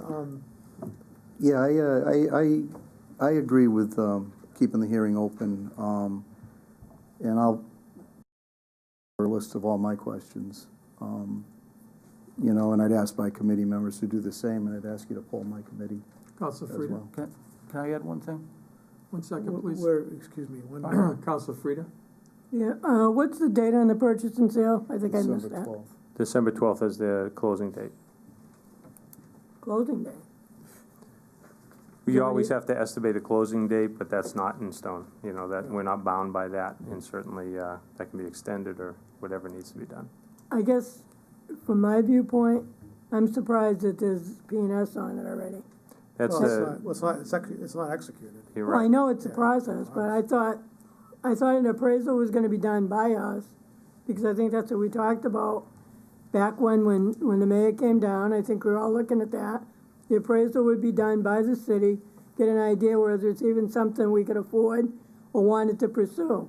I didn't think there was a P&S involved. And I thought Mr. Bernard would have an appraisal, and you get 2 appraisals that you can sit and negotiate with. That's why I'm a little surprised. I don't think it's a done deal. I'm not even suggesting, but I guess I'm surprised at hearing there's a P&S and got December 12th closing date on it. Well, it's got no bearing on us. So, Councilor Frida, you want to leave the hearing open? I guess. I don't have any issue doing that. okay, so we got a consensus of both committees. Right. I think we should ask Mr. Bernard if he wants to hang in there. He might not want it at this Well, point, that's up so. to him. Yeah, right. Yeah. So I don't know. So I mean, do you have something you want to add, Mr. Oh, Bernard? yeah, one other thing that, we had Senator Tran up there approximately 6 weeks ago, him and his secretary, Christy Mylott.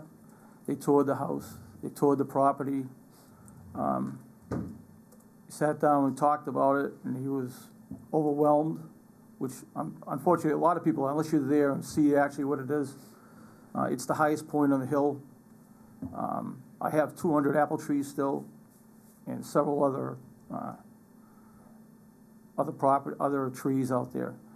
He sat down and he committed $600,000 to $800,000 to put into the state budget to reimburse the city for this property, which will, once the next fiscal year comes in, I think that is a big factor.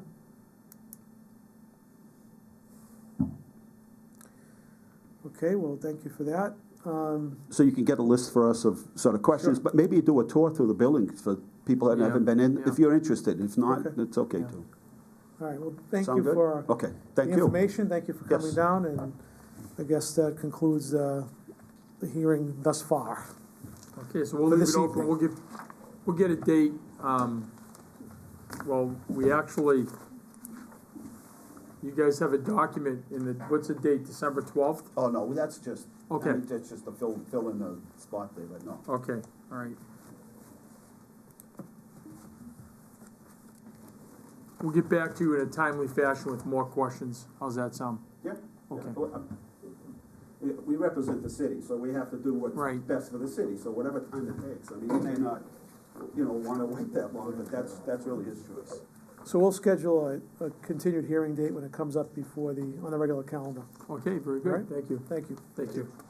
If we can jump right into the next hearing. This is actually an information meeting with Roger Brooks from the Water Department.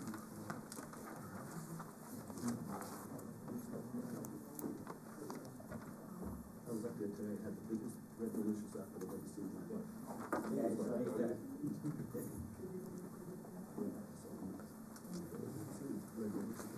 How are you, gentlemen? Good, thank you. So I had a conversation with John Dombrowski, actually, Councilor Dombrowski, and we thought it would be in the best interest to have you guys come down here to talk a little bit about the notice that went out to the users of the water system in the city of Leominster. So Roger, I'll leave it to you. Good evening. So over the last, If you guys can just check mics, make sure they're on, please. Thank you.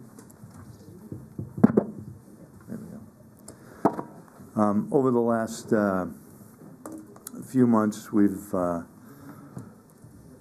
through the storms that have caused a lot of issues up in the watershed area, and we've been monitoring this since January. In January, we tested, and it had some exceedances, but it doesn't exceed, or in January, it didn't exceed the locational running annual average, which is what DEP is looking at as we evaluate the water quality going into the system. So January, we had an exceedance. April, the second quarter of the year, everything was fine, no problems. July, another heavy rain event prior to testing, exceedances again. So that's the third quarter. We met in October 19th with DEP, went over the issues with the raw water. The basic issue that we're running into right now is at what's called TOCs, which is total organic compounds. This is the decay of leaves, debris, sediment that comes into the raw water going into the plant. We are presently testing that entire area with our staff. Veolia is also doing some testing, and we're working with DEP. The notice was sent out. It's a requirement of the state if you have exceedances that exceed that locational running annual average, that people be notified. That will be something that we'll be dealing with again probably in the next quarter, based on just the average that's there presently. We are looking at a number of alternatives. Mark and I met this morning with the engineer that did the dam design at Simon's Pond, looking at what are the possible things that we can do to change the raw water quality going into the plant. So looking at those both individually and collectively, we're going to put together a plan, go over it with DEP, go over it with Veolia. We'll all sit at the table again probably in the next couple months and come up with a plan that's going to provide, you know, the quality of water we expect to be able to provide the public. A couple of things that we've seen this year. It's no surprise. This has been the wettest year that I can ever remember. We are presently at 59 inches of rain. Annual rainfall event or total for the year in this area is 45 to 46 inches. So you're at 59 and counting. It's 6 weeks left in the year. It's supposed to rain Friday again. What that does is it creates an issue along the stream banks, along your shorelines, and one of the issues that we're also looking at is the runoff from Mass Highways DOT controlled Route 2. They've got a couple of discharge points that go into Goodfellows and then one that's upstream of Simons, but between Simons and Goodfellows. So those are things that we're also going to pursue and have a look at what the possible impact of the stormwater runoff is to the raw water in the pond. So those are just some of the things that we're looking at, but it's a fairly comprehensive evaluation of the entire No-Town water plant system. And I don't know if Mark wants to jump in. We're doing some raw water testing throughout. All the ponds are being tested. No-Town itself, Goodfellows, and Simon's Pond. We're testing it for a number of items, but the biggest issue we have is the total organic compounds breakdown. When you disinfect and you've got a high level of total organics in the raw water, the plant is operating really well. It's taken out over 50% of the organics. Just that, to give you an idea, some of the other reservoir systems have 2.2, 2.3. For the month of October, we were at 7. So that number, the raw water coming into the plant, is the biggest factor that we're running into right now. And I think, you know, the rain events, the severity of the rain events, the intensity of the weather, and when we've been testing it has been a problem.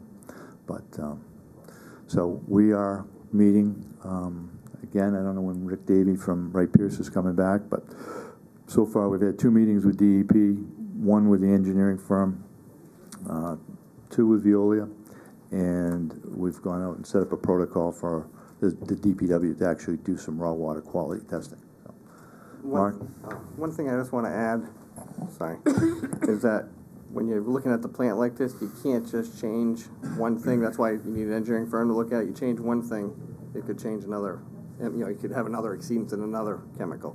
So that's why they have to do a comprehensive plan to make sure we're not going to add too much of this, or, you know what I mean? So you can't, it's not a quick fix, that's all I'm saying. It's going to take some time. The common denominator in this is originating in the raw water. The water that's coming in now is not of the quality we've been getting over the past years. And as Roger mentioned, the total compounds are exceedingly higher. So the plant was designed to take out a certain amount, and is having trouble keeping up right now. The rain's killing us, every direction. Drainage systems, drinking water, this has been a very difficult year for us. One of the things in the notice, by the way, is it says location running annual average. Previous 3 years, going back prior to January this year, our averages are fine. So it's really coming down to rain and stormwater impacts to the raw water going into the plant. And it's a matter of how we're going to fix that. You know, we have the ability to bypass it.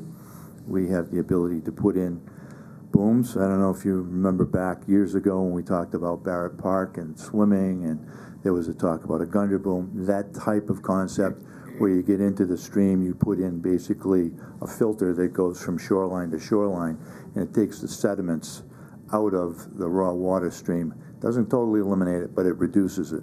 And that's really what's causing the issues that we have right now. Is there an upgrade that could be conducted? Well, there are a number of things. Mark and I spoke about the possibility of adding just an upstream treatment. We've got a bypass scenario that we could add a permanganate chemical and run it to, we ran a bypass line when we did the Simons Pond Dam so that we continued to provide water to the city. That's still in place. So we could bypass Simons Pond altogether if that was the recommended solution. I don't think we want to panic on this. This is something where we know we've got an issue. We know what the issue is. We should deal with it in the most appropriate way possible. And we've got engineers and the regulatory people in the discussion with us. So we've had a number of recommendations, and that's why we're doing the field inspections. This isn't going to be a quick process, but we know that there are a couple of fairly reasonable solutions that are not going to be expensive, that are going to be operational changes that we're going to have to make. But I don't see this being, you know, a 2 or 3 year thing where you're going to borrow millions of dollars. It's not that kind of a situation. The weather has been a real issue. We're going to deal with it. We're going to see what makes the most sense and what's going to be done on a most cost-effective basis. Councilor Dabrowski, you had your hand up first, and then Councilor Bonanza. Yeah, thank you very much for coming down. I know it was short notice. I just want to clarify a couple of things. It's not a public health issue, correct? It has to be You're required to send the notice right, out, but they recommend that it be sent out so people are aware of it. But it's long-term exposure, and that's why I'm saying, you know, for 15, 16, 17, you didn't have any issues. Right. So, okay. That's their standardized language that they use. And other communities are experiencing the same situation. No, I'm aware of that as well.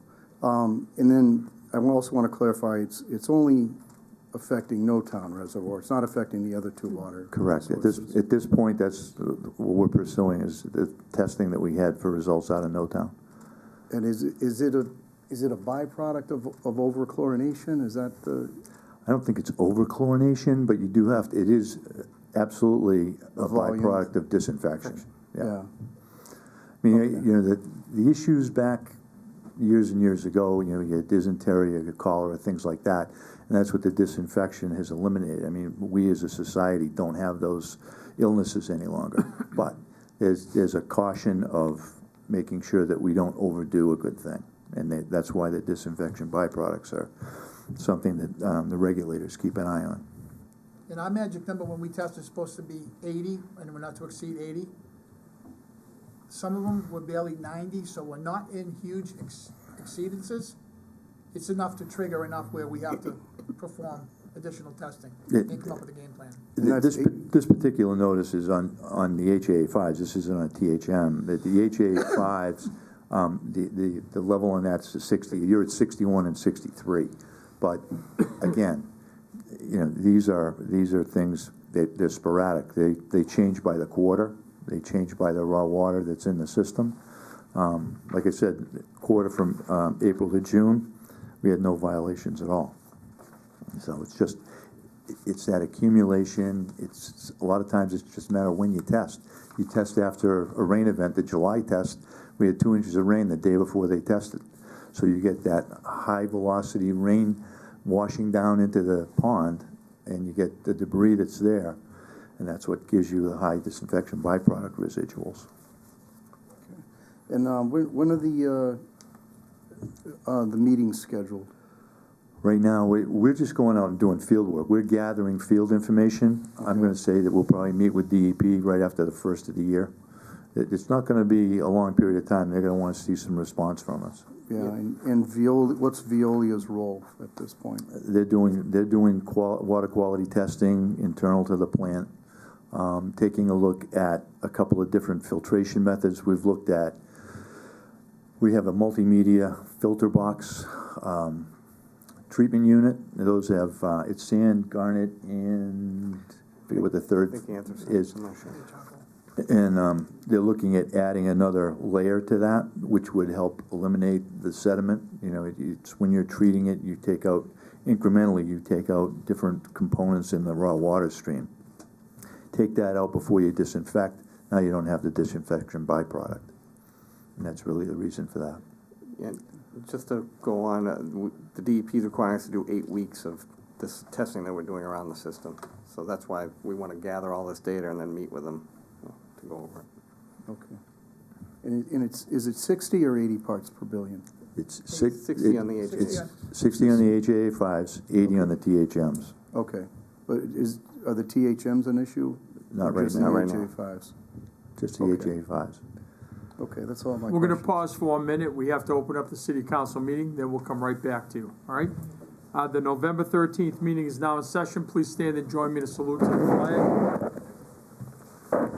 I pledge allegiance to the flag of the United States of America and to the republic for which it stands, one nation, under God, indivisible, with liberty and justice for all. We'll take a roll call of the honorable members of the council, beginning with Councilor David Cormier. Present. Councilor Pauline Cormier. Present. Councilor Ottinger. Present. Councilor Bonanza. Present. Councilor Feckley. Present. Councilor Dabrowski. Present. Councilor Frida. Present. I shall record as present, so eight of us are present this evening. Councilor Feckley, the chairwoman of records, do you have a report? I have no records to report this evening, Mr. President. Okay, thank you. Do I have a motion for a recess? So moved. Seconded. All those in favor? Aye. Okay, we're back. Councilor Bonanza, you have the floor. Thank you, Mr. President.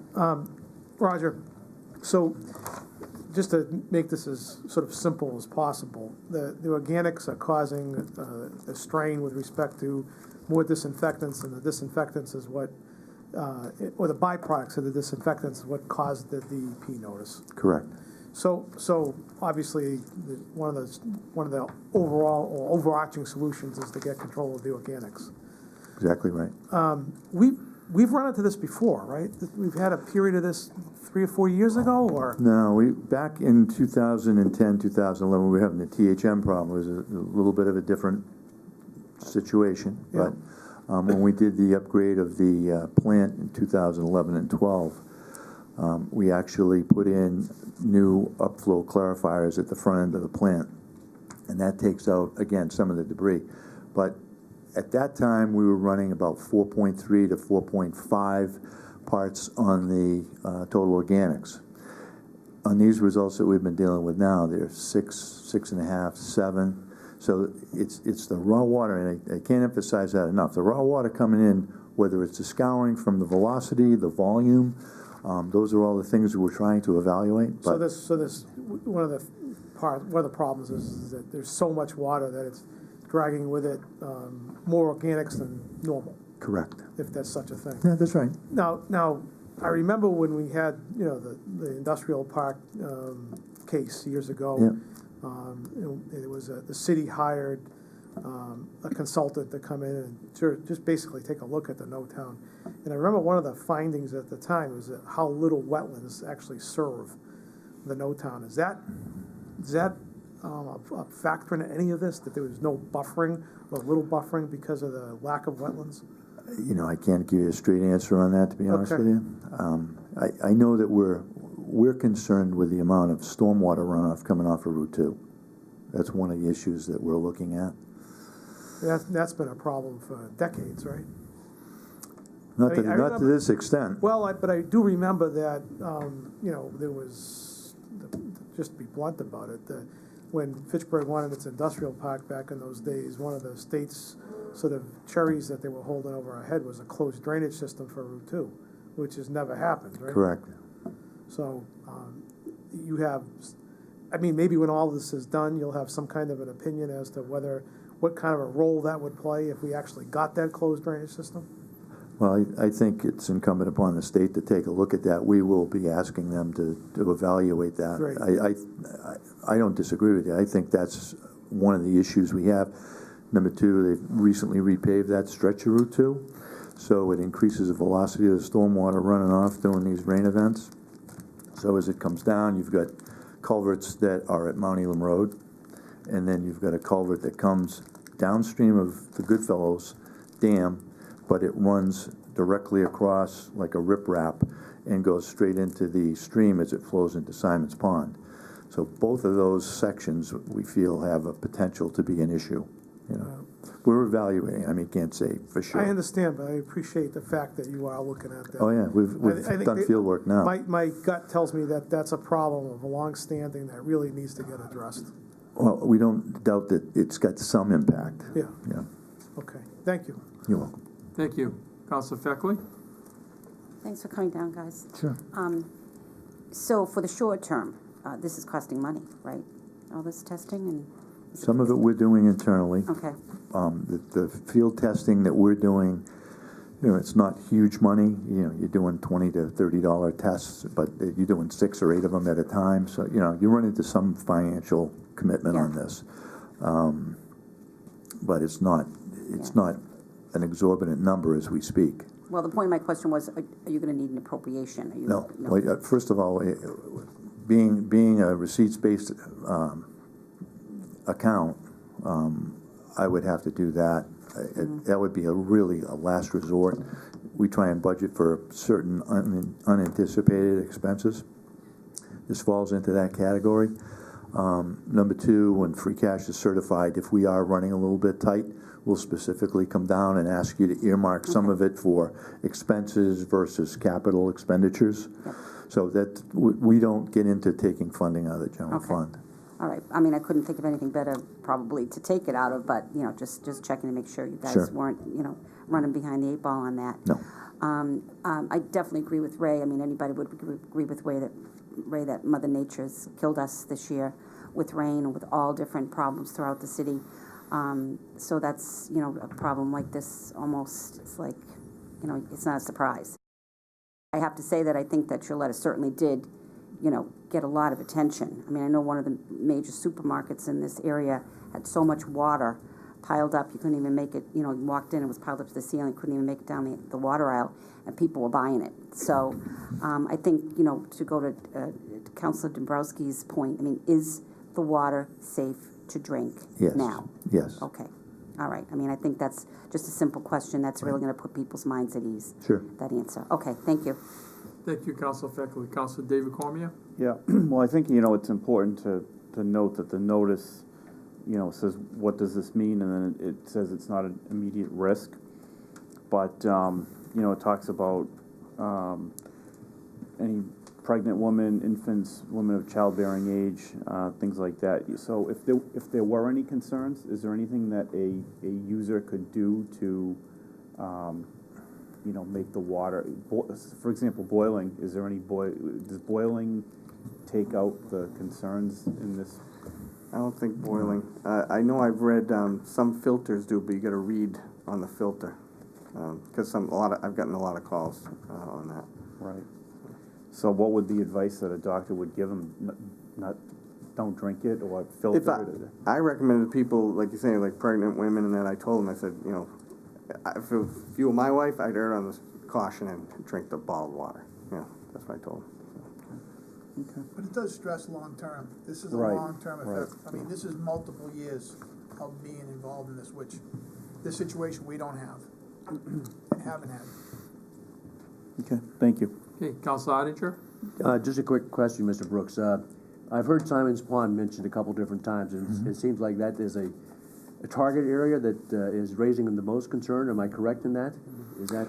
Well, that's where your intake to the plant comes from. So one of the things we looked at is you take your water in from the pond. Where do you take the water from? Do you take it at the bottom of the pond? Do you take it in the middle of the pond, the top of the pond?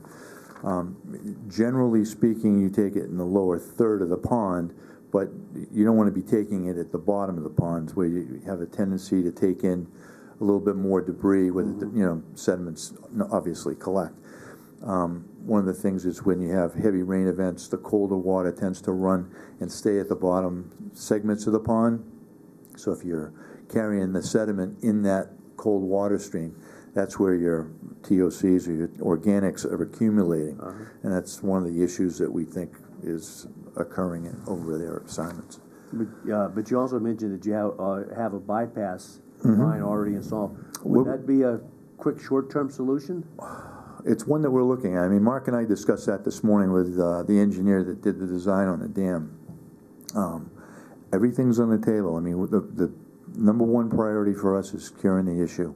So, is it the dam intake? Do you take it from Goodfellows? Do you treat it slightly different? You can add a chemical on the front end, and the distance between where we would add the chemical would cause some of the TOCs to disintegrate on their way to the plant for treatment.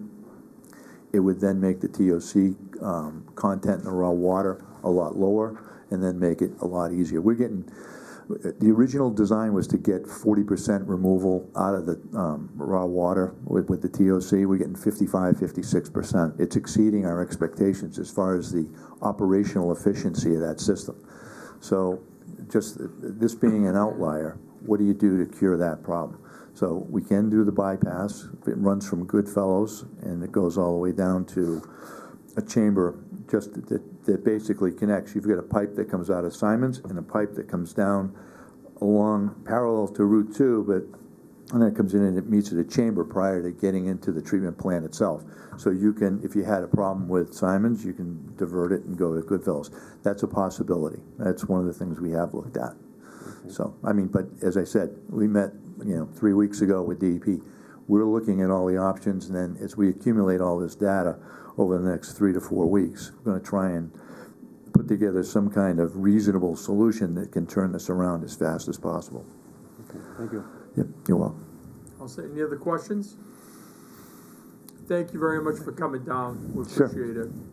And, as soon as we hear something, come up with a game plan with DEP, we'll be happy to come down and share that with you. Great. Okay, thank you. Thank you. Anything else? We're good?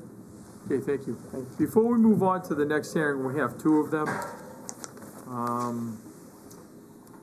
Noel Balutis, are you here? Noel, why don't we do the interview right now so you don't have to hang out? Is that okay, Madam Chair? Okay. Come right into the chamber, sure. Yeah, sit right here.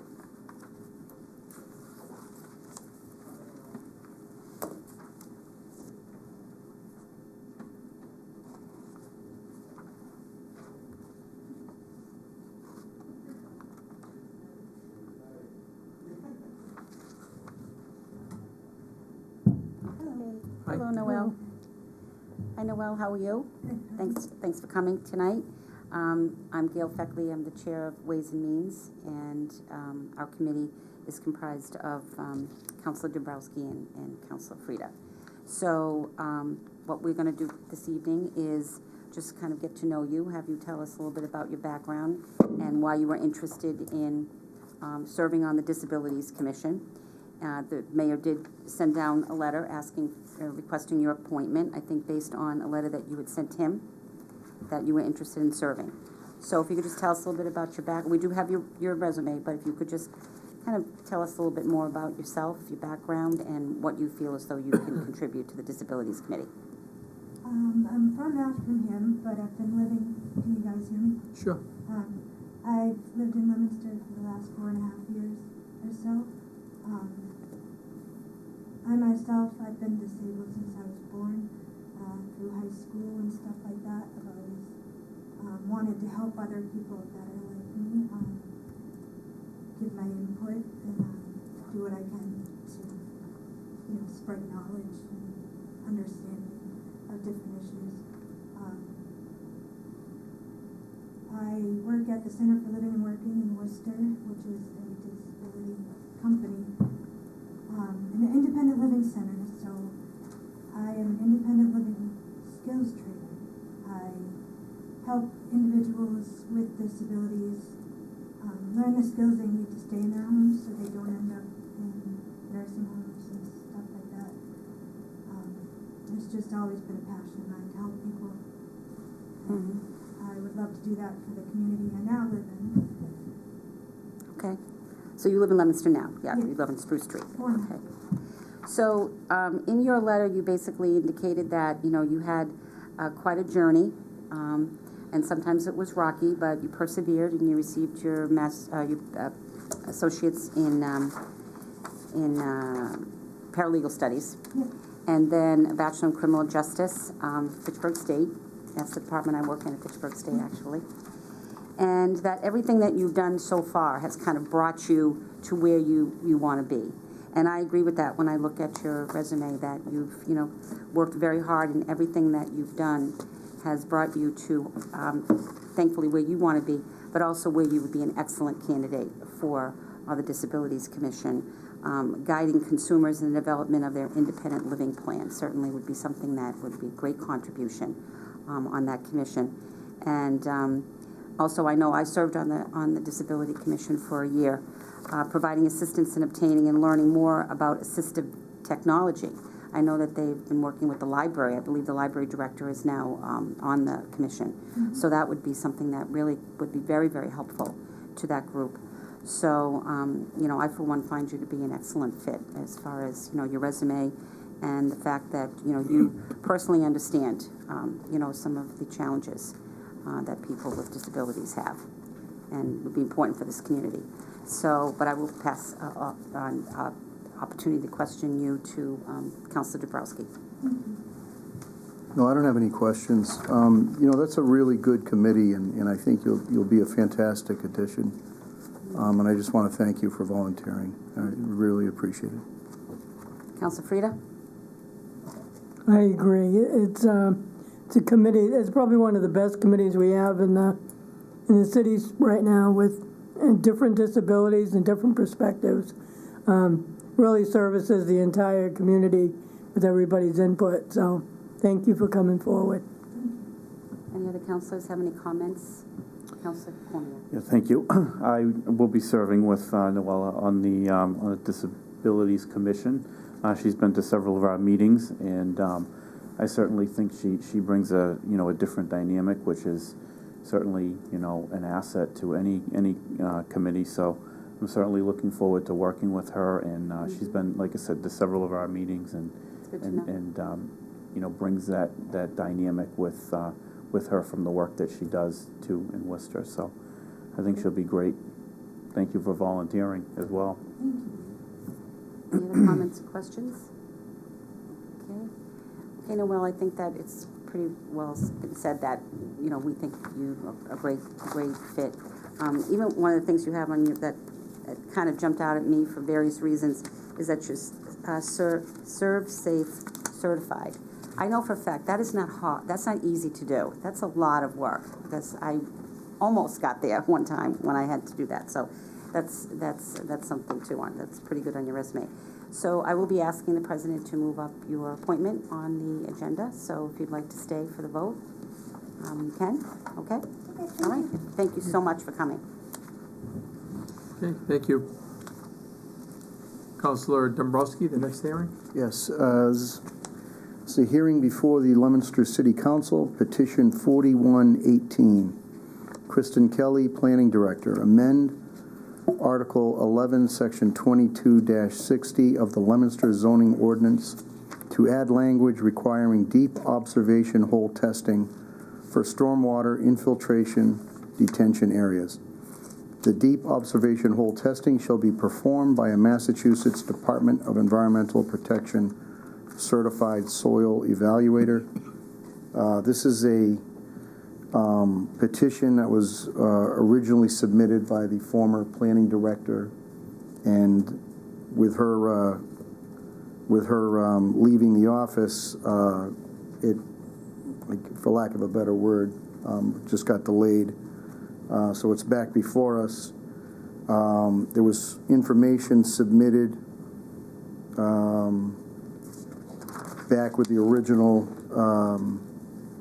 petition that, detailing the need for this and the fact that we do have a certified soil evaluator currently working at the DPW. I just would, before I get into the public, I don't know if my committee feels a need to continue the public hearing. I know we have a new planning director, and might be a good way to meet her and have her come down and talk about this, or we can just go forward with it. So just if you want to poll my committee. Councilor Frida? I agree. Councilor Bonanza?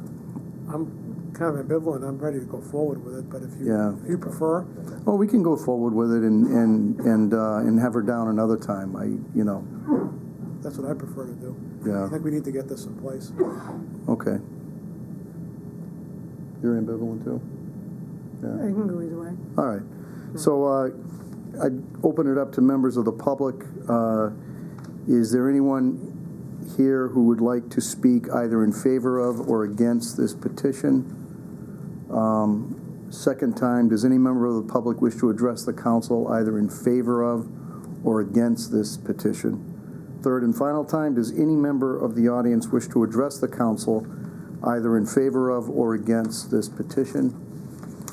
Seeing nobody, does any members of the council have any questions or comments? Okay, seeing none, Mr. President, I would close the public hearing, and we'll take this up later on. Okay. Thank you. And the next one, I believe, is before finance. Dean J. This is hearing before the City Council. C-19, Dean J. Mazzarella, Mayor, requests the City Council approve petition C-19 and authorize the Mayor on behalf of the city to petition the Massachusetts General Court for special legislation substantially in the form as set forth below, relating to the city making a payment on certain unpaid bill to Royal Steam Heater Company in the amount of $60,105.12, provided, however, that the General Court may make clerical or editorial changes of the form only to the bill unless the Mayor approves amendments to the bill before enactment by the General Court, and provided further that the Mayor is hereby authorized to approve amendments which shall be within the scope of the general public objectives of this petition. Does any member of the council have any questions regarding C-19? I'll open it up to the public. Does any member of the public have any questions or wish to speak in favor or against C-19? A second time, does any member of the public wish to speak in favor or against C-19? And a final time, any member of the public wish to speak for or against C-19? Seeing none, I would declare this hearing closed unless anybody has any objection to that. Okay, so be it. Okay. All right, no objection to that, and when the state representative writes the letter, the final draft, we'll get a copy of that at that point, all right? Very good. Thank you. We're now going to open the public forum. The public forum is an opportunity for any member of the audience to speak on any matter specifically listed on the council agenda. Speakers will be asked to come to the microphone and state their formal name and address, along with identifying the specific item or items they wish to address. Each speaker is respectfully asked to keep their comments within a 2-minute time frame. The council will not be responding or answering any questions. However, at the discretion of the council president, clarification may be given. I know that pretty earlier this evening, I believe most of the people that signed up, if not all of them, were talking about the Shoreland Farm piece. So I just, in general, would any member of the audience like to address the council? Second time. Third and final call. Come on up. It's great, Jody. It's great to see you here. You know, I can't let this go.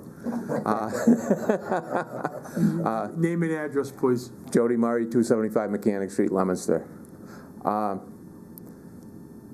listened. I know the the trials and tribulations that each and every one of you go through under this. Living in that neighborhood all my life, driving down that street at least 4 to 6 times a day, watching Wasp Meadow get built up, watching Wasp Farm, Long Hill Drive go away, the Mayo property, 8, 10 houses on it, all right, the Hardy property, gone, all right, houses. How much does that cost the city for infrastructure, fire, police, etc., because of all those houses that nobody, the Boyden property, I mean, you can go on and on. I remember from the Sterling line to Wachusett Street, and there are 8 houses on that road, okay? You could ride your bicycle from Shoalin Farms to the center of town and not have to pedal. I did it, okay? Which years ago, but I did it. Is growth good? Yes, growth is good.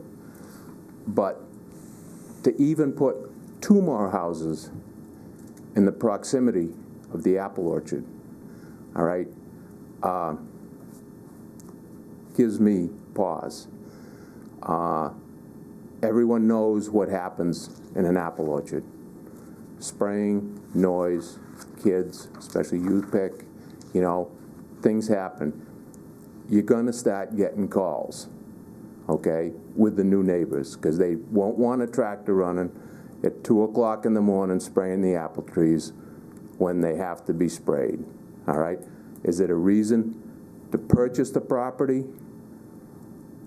Your decision, all right? The other thing that I would talk on, that property will come with no encumbrances. In other words, there's no APR restrictions on it.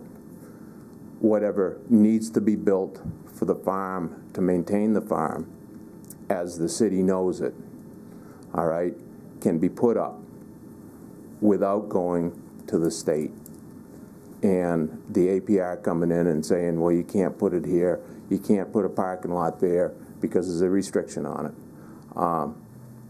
Just things that as the orchard expands, and it will, and it grows, you've seen what we've done, they've done, all right? I don't know, it's a real tough decision.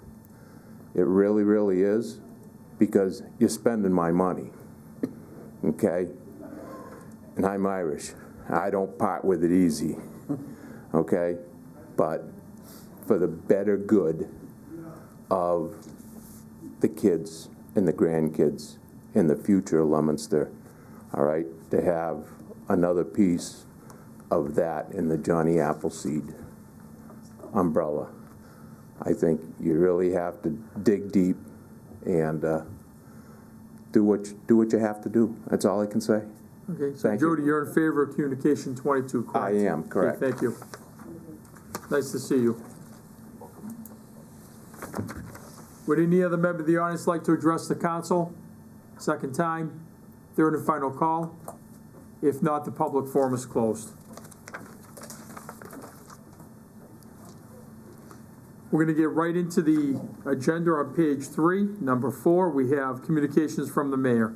We first have an appointment. You're going to have to read it into the microphone over here.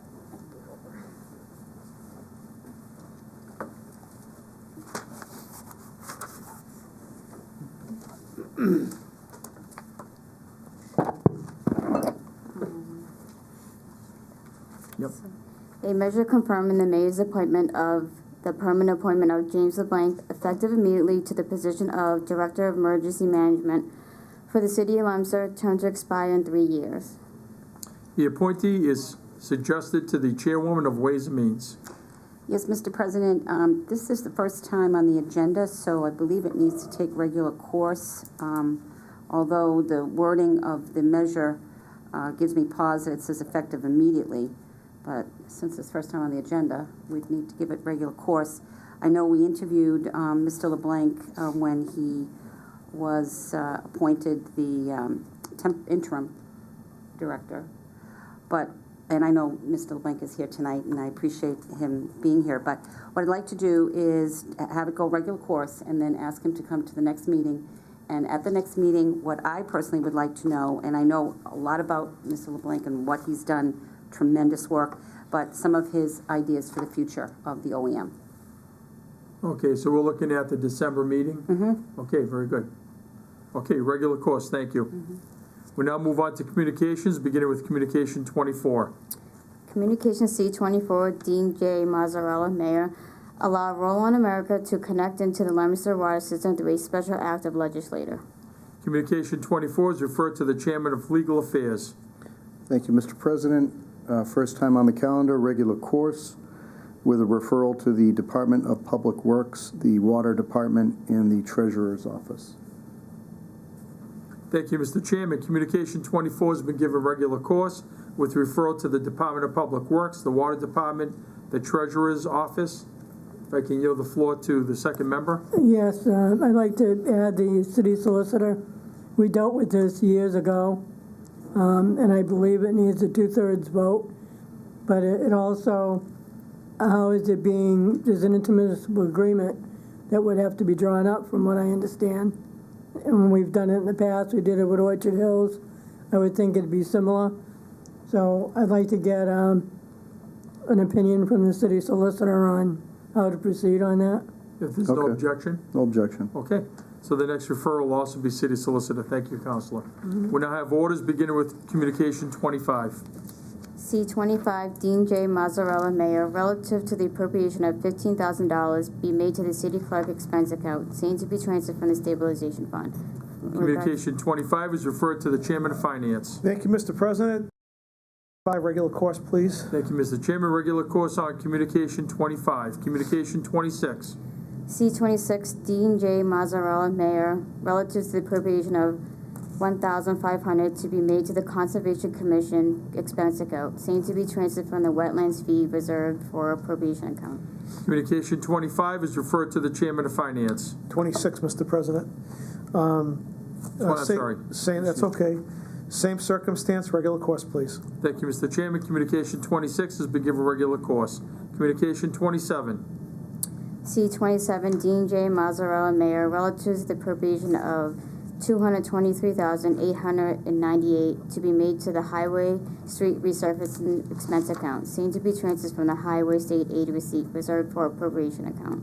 Communication 27 is referred to the Chairman of Finance. Thank you, Mr. President. First time on the calendar, regular course, please. Thank you, Mr. Chairman. Regular course on Communication 27. We now move on to petitions. First time on the calendar, 16-19.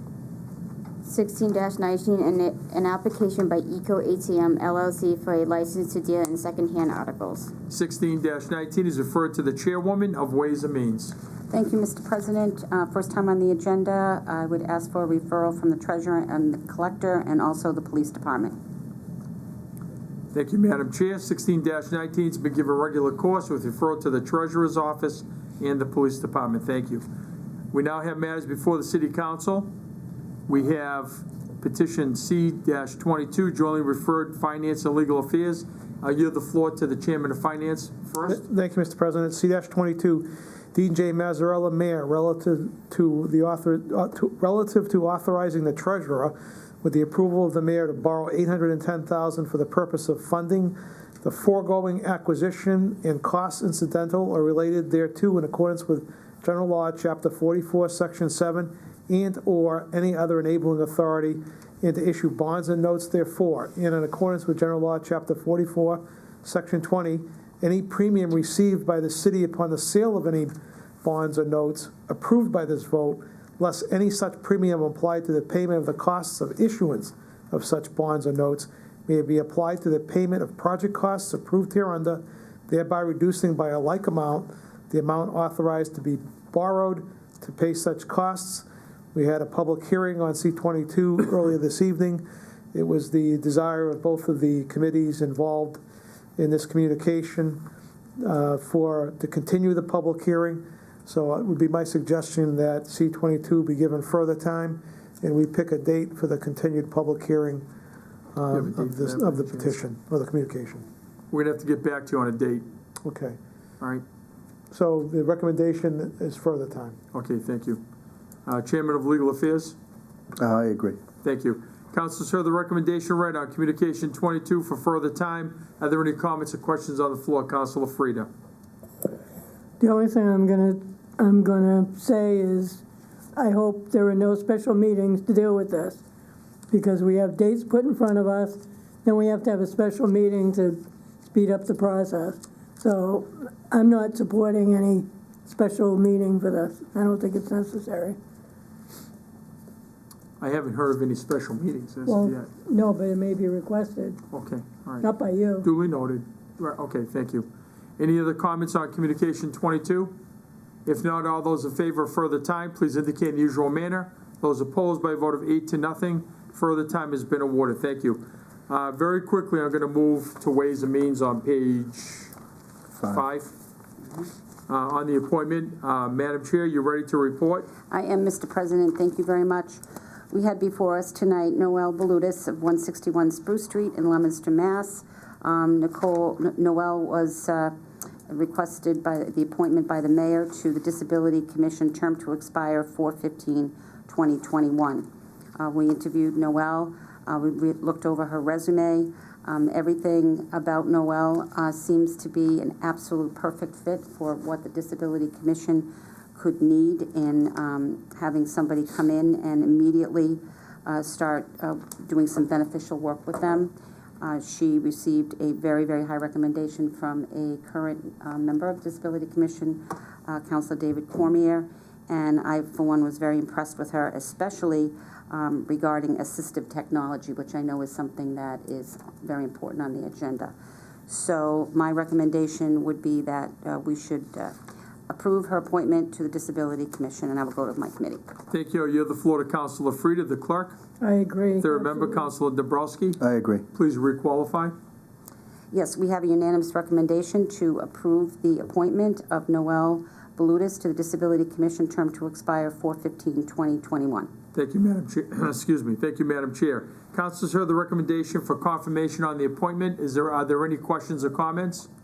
If not, this will be a roll call vote, beginning with Councilor David Cormier. Yay. Councilor Pauline Cormier. Yay. Councilor Ottinger. Yay. Councilor Bonanza. Yay. Councilor Feckley. Yay. Councilor Dabrowski. Yay. Councilor Frida. Yay. I shall record as yay by a vote of 8-0. Confirmation is taking place.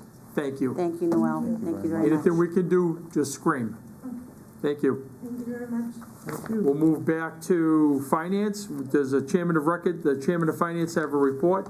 Yes, I do, Mr. President. We began the fiscal year with a balance in the stabilization account of $15,113,865. We had total additions of interest in the amount of $19,420, as well as a transfer from free cash of $4 million.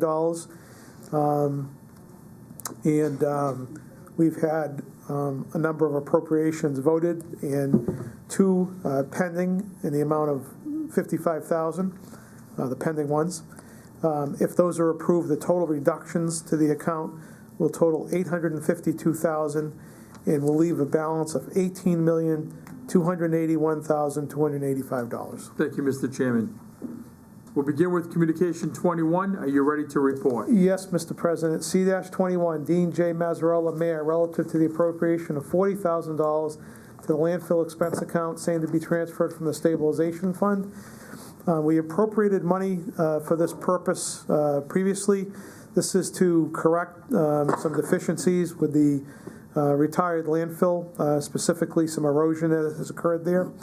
The city went out to bid for this work and resulted in a construction bid price of $242,775. Our consulting engineer is recommending a 10% construction contingency, which would total $25,000, and an additional amount of $15,000 for engineering fees, so that we can expeditiously finish this project if, in fact, certain contingencies are encountered. It would be my position to grant C-21, Mr. President. I'd ask you to poll my committee. Councilor Pauline Cormier. I agree. Third member, Councilor David Cormier. I also agree. Mr. Chairman, please requalify. Yes, Mr. President, the unanimous recommendation of finance is to grant C-21. Thank you, Mr. Chairman. Councilors heard the recommendation read to grant Communication 21. Are there any comments or questions on the floor? If not, all those in favor of the recommendation, please indicate in the usual manner. Those opposed, by vote of 8 to nothing, Communication 21 has been granted. Does the chairman have an order? Yes, Mr. President, order that the sum of $40,000 be appropriated to the landfill expense account, same to be transferred from the stabilization fund. Move for the adoption of the order. Councilors heard that recommendation read. Are there any comments or questions? If not, all those in favor of the recommendation, please indicate by saying yea. Yea. Those opposed, by vote of 8 to nothing, the order's been adopted. Thank you, Mr. Chairman.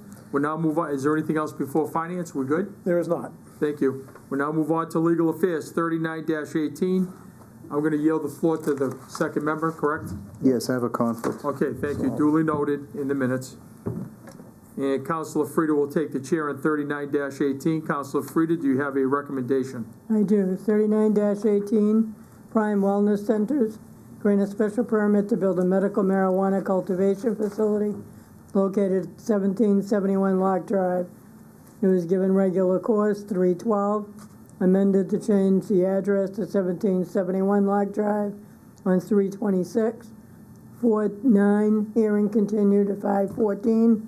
Further time, 4/2, 5/14, 6/11, 10/22.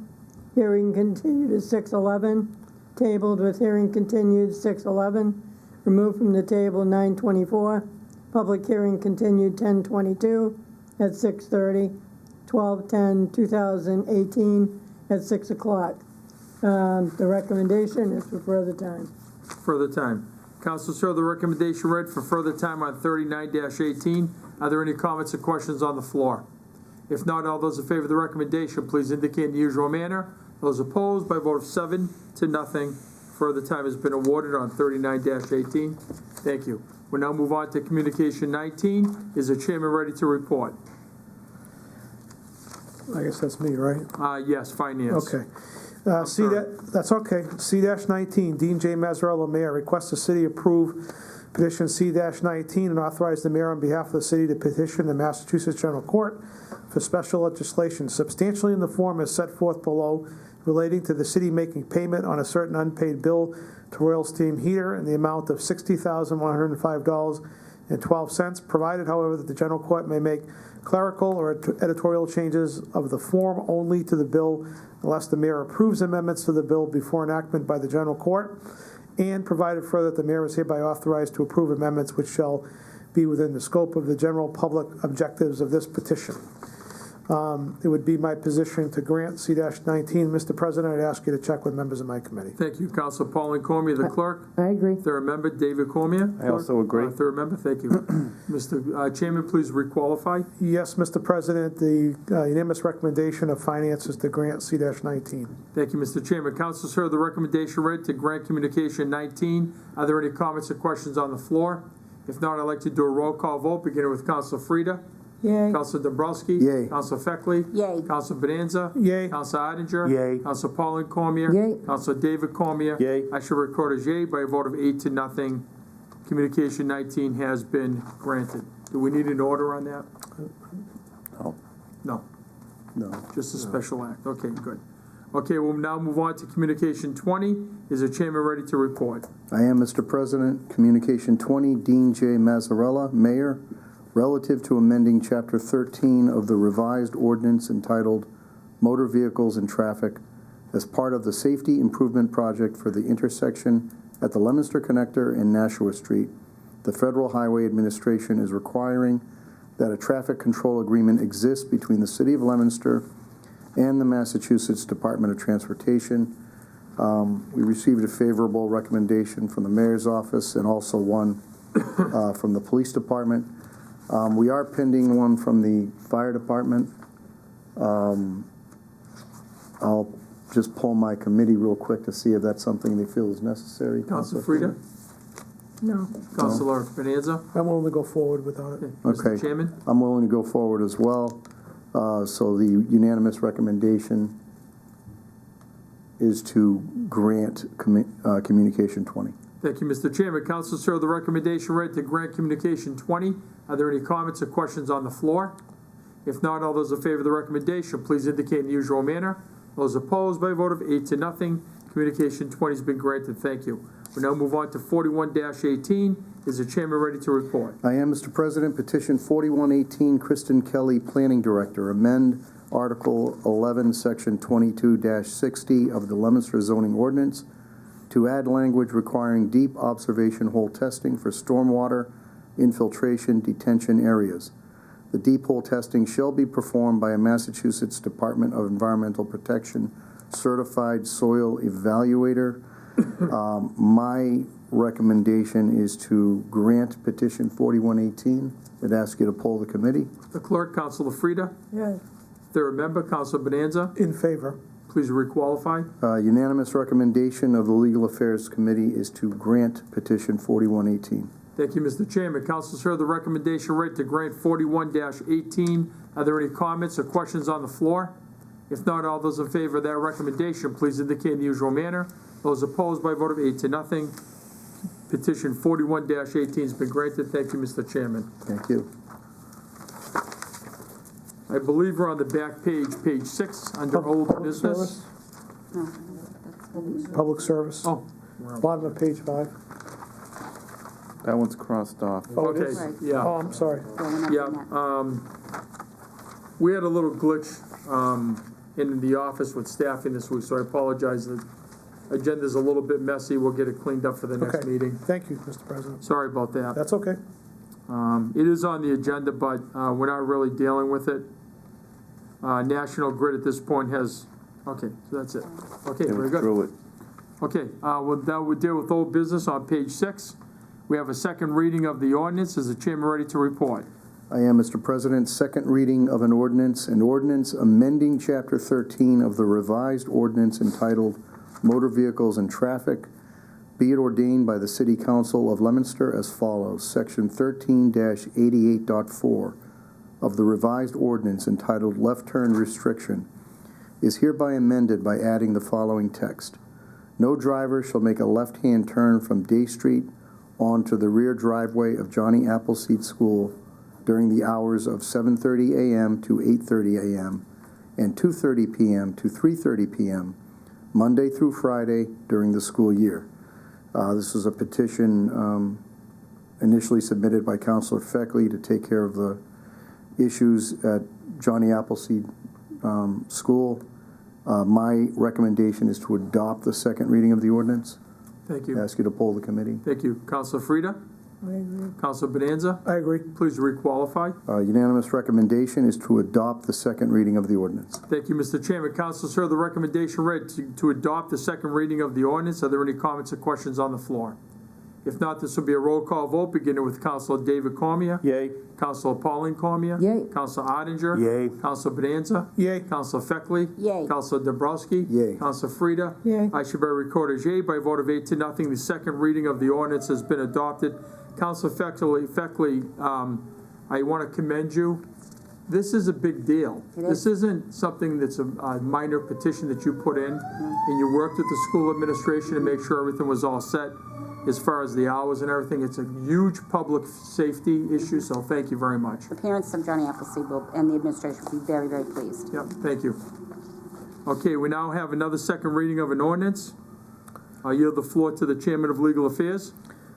Thank you, Mr. President. This is actually first reading. First reading, First reading of an ordinance. It was given further time. Amending Chapter 20 of the revised ordinance entitled Streets and Sidewalks. Be it ordained by the City Council of the City of Leominster as follows.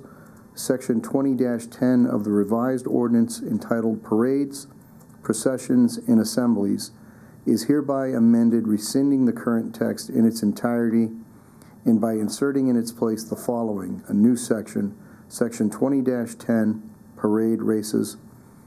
I believe Councilor Bedanza had a conversation with the police chief. I did. And if you could just relay that for the rest of the council. Sure. I spoke to Interim Chief Goldman with respect to this particular ordinance, and I did suggest to him that there was some feeling on the council that the ordinance as it was constituted was a little unwieldy.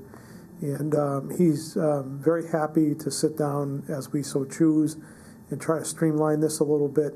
It's my thought that a lot of the material in the ordinance should really be in the application, not the ordinance per se. And he is more than happy to go forward in the spirit of trying to make this a little bit more simple. Okay, great. So, given that, I think probably further time. I think that makes sense because Yeah, I spoke to the chief as well. Oh, you did? Okay. Or the day after we had the discussion here, and he was just leaving for vacation. That's why he wasn't at the meeting. Okay. Yeah, we can do further time. Okay. Unanimous recommendation of the Legal Affairs is to give the first reading of the ordinance further time. Okay, thank And we'll you. take it up with the chief. Thank you. Councilors heard the recommendation read for further time on the first reading of the ordinance. Are there any questions or comments on the floor? If not, all those in favor of that recommendation, please indicate in the usual manner. Those opposed, further time has been awarded on the first reading. Thank you.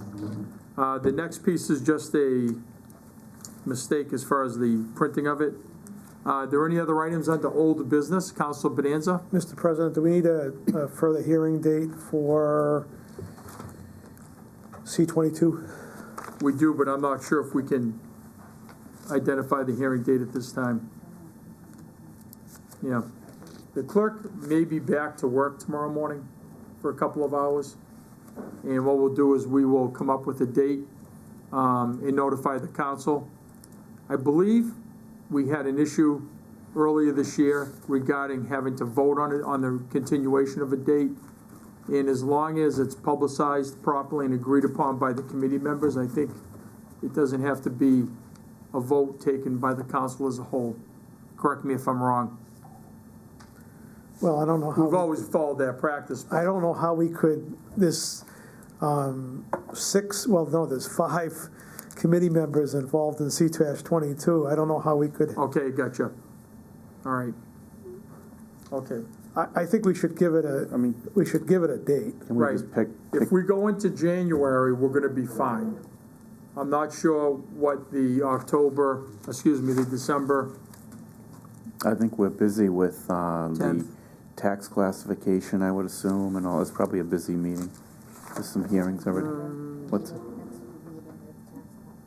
Yeah. So what date? Is tax classification, Right, correct? so that's busy. It's also Prime Wellness is on that night too. Right. Prime Wellness is on in December. And are we also So- moving the meeting to 7 o'clock that night? We should be, right? Right. It's effective. So Yep. we'd have to start early. We Probably. can. Probably should do it in January then.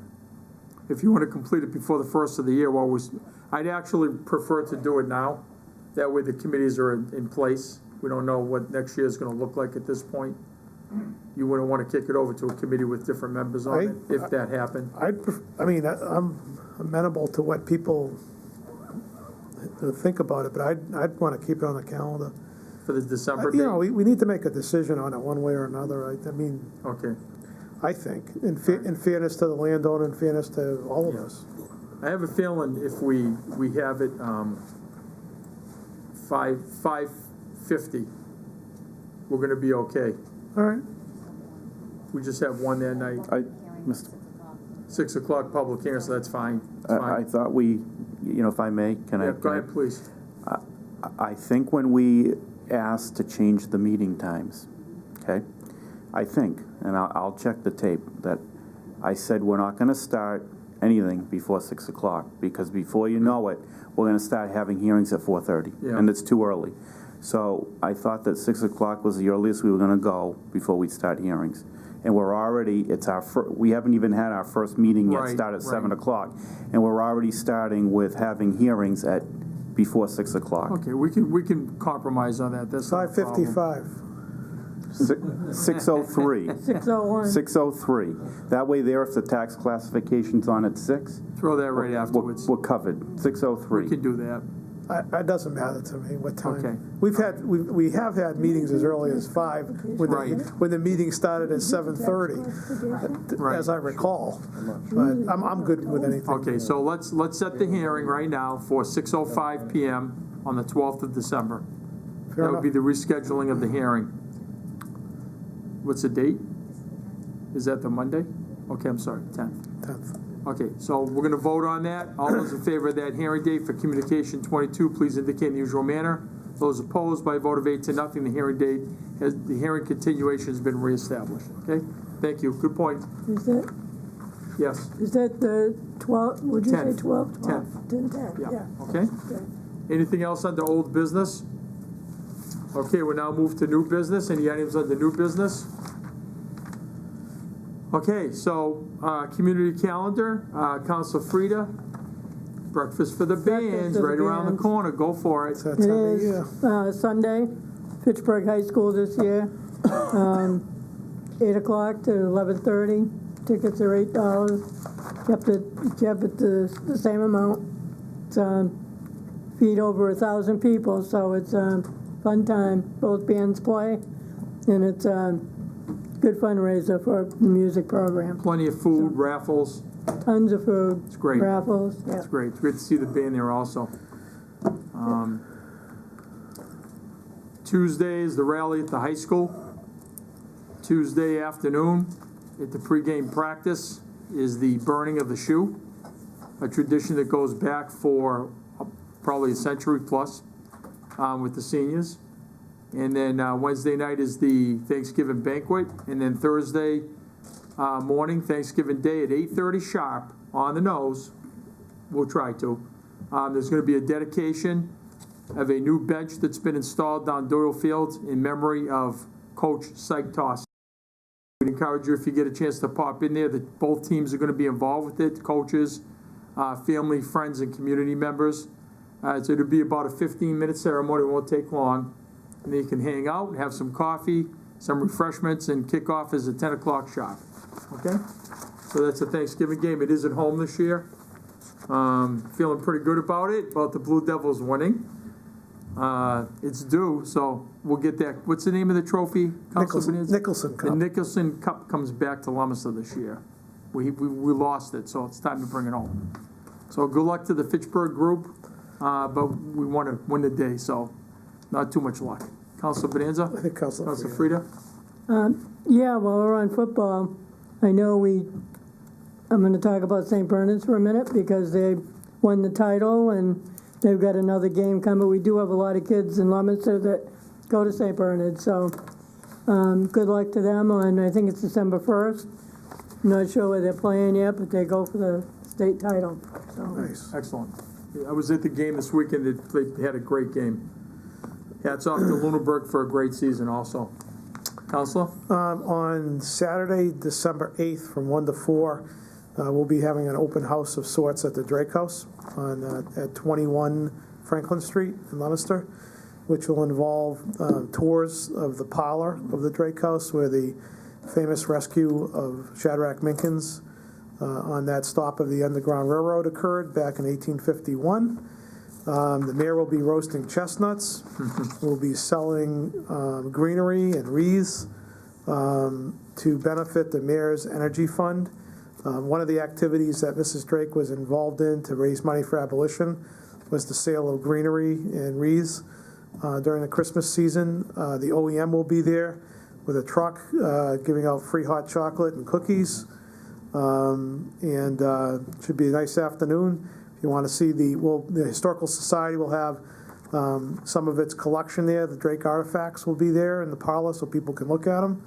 And I'll be conducting the tours. It'll be in groups. It's a relatively small parlor, but we'll be bringing people in and out. So, fantastic. Whatever the weather. Yeah. Snow, rain, sun, we're doing it. I'd be remiss without mentioning that... December 8th, Saturday, December 8th, 1 to 4.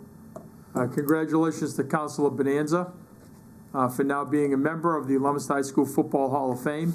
We had 2 Hall of Famers. We have Councilor Frida at St. Bernard's and Councilor Bonanza, so it's been a good year for recognition for the 2 of you. Congratulations. Thank you, Mr. President. I'm not in the That's football Hall of Fame. You're not in the football one?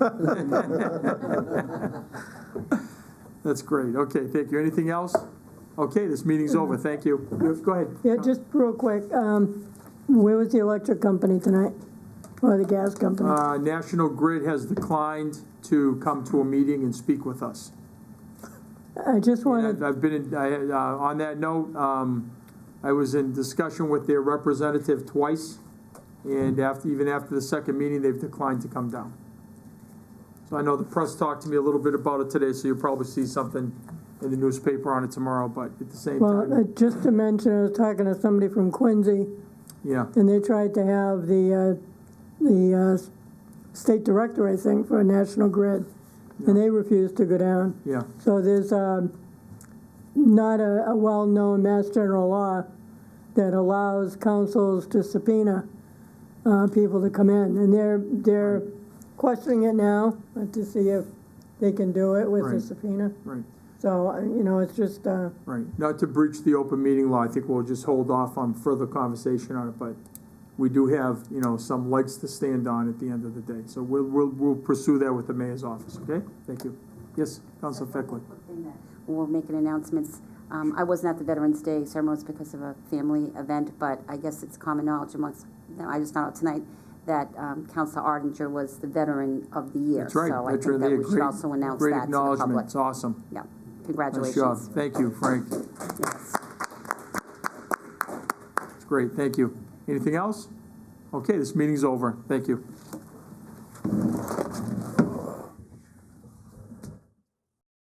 The Leominster City Council meeting is brought to you by the generous support of the Service Oil Company, 345R Lancaster Street, Leominster, 978-466-1922.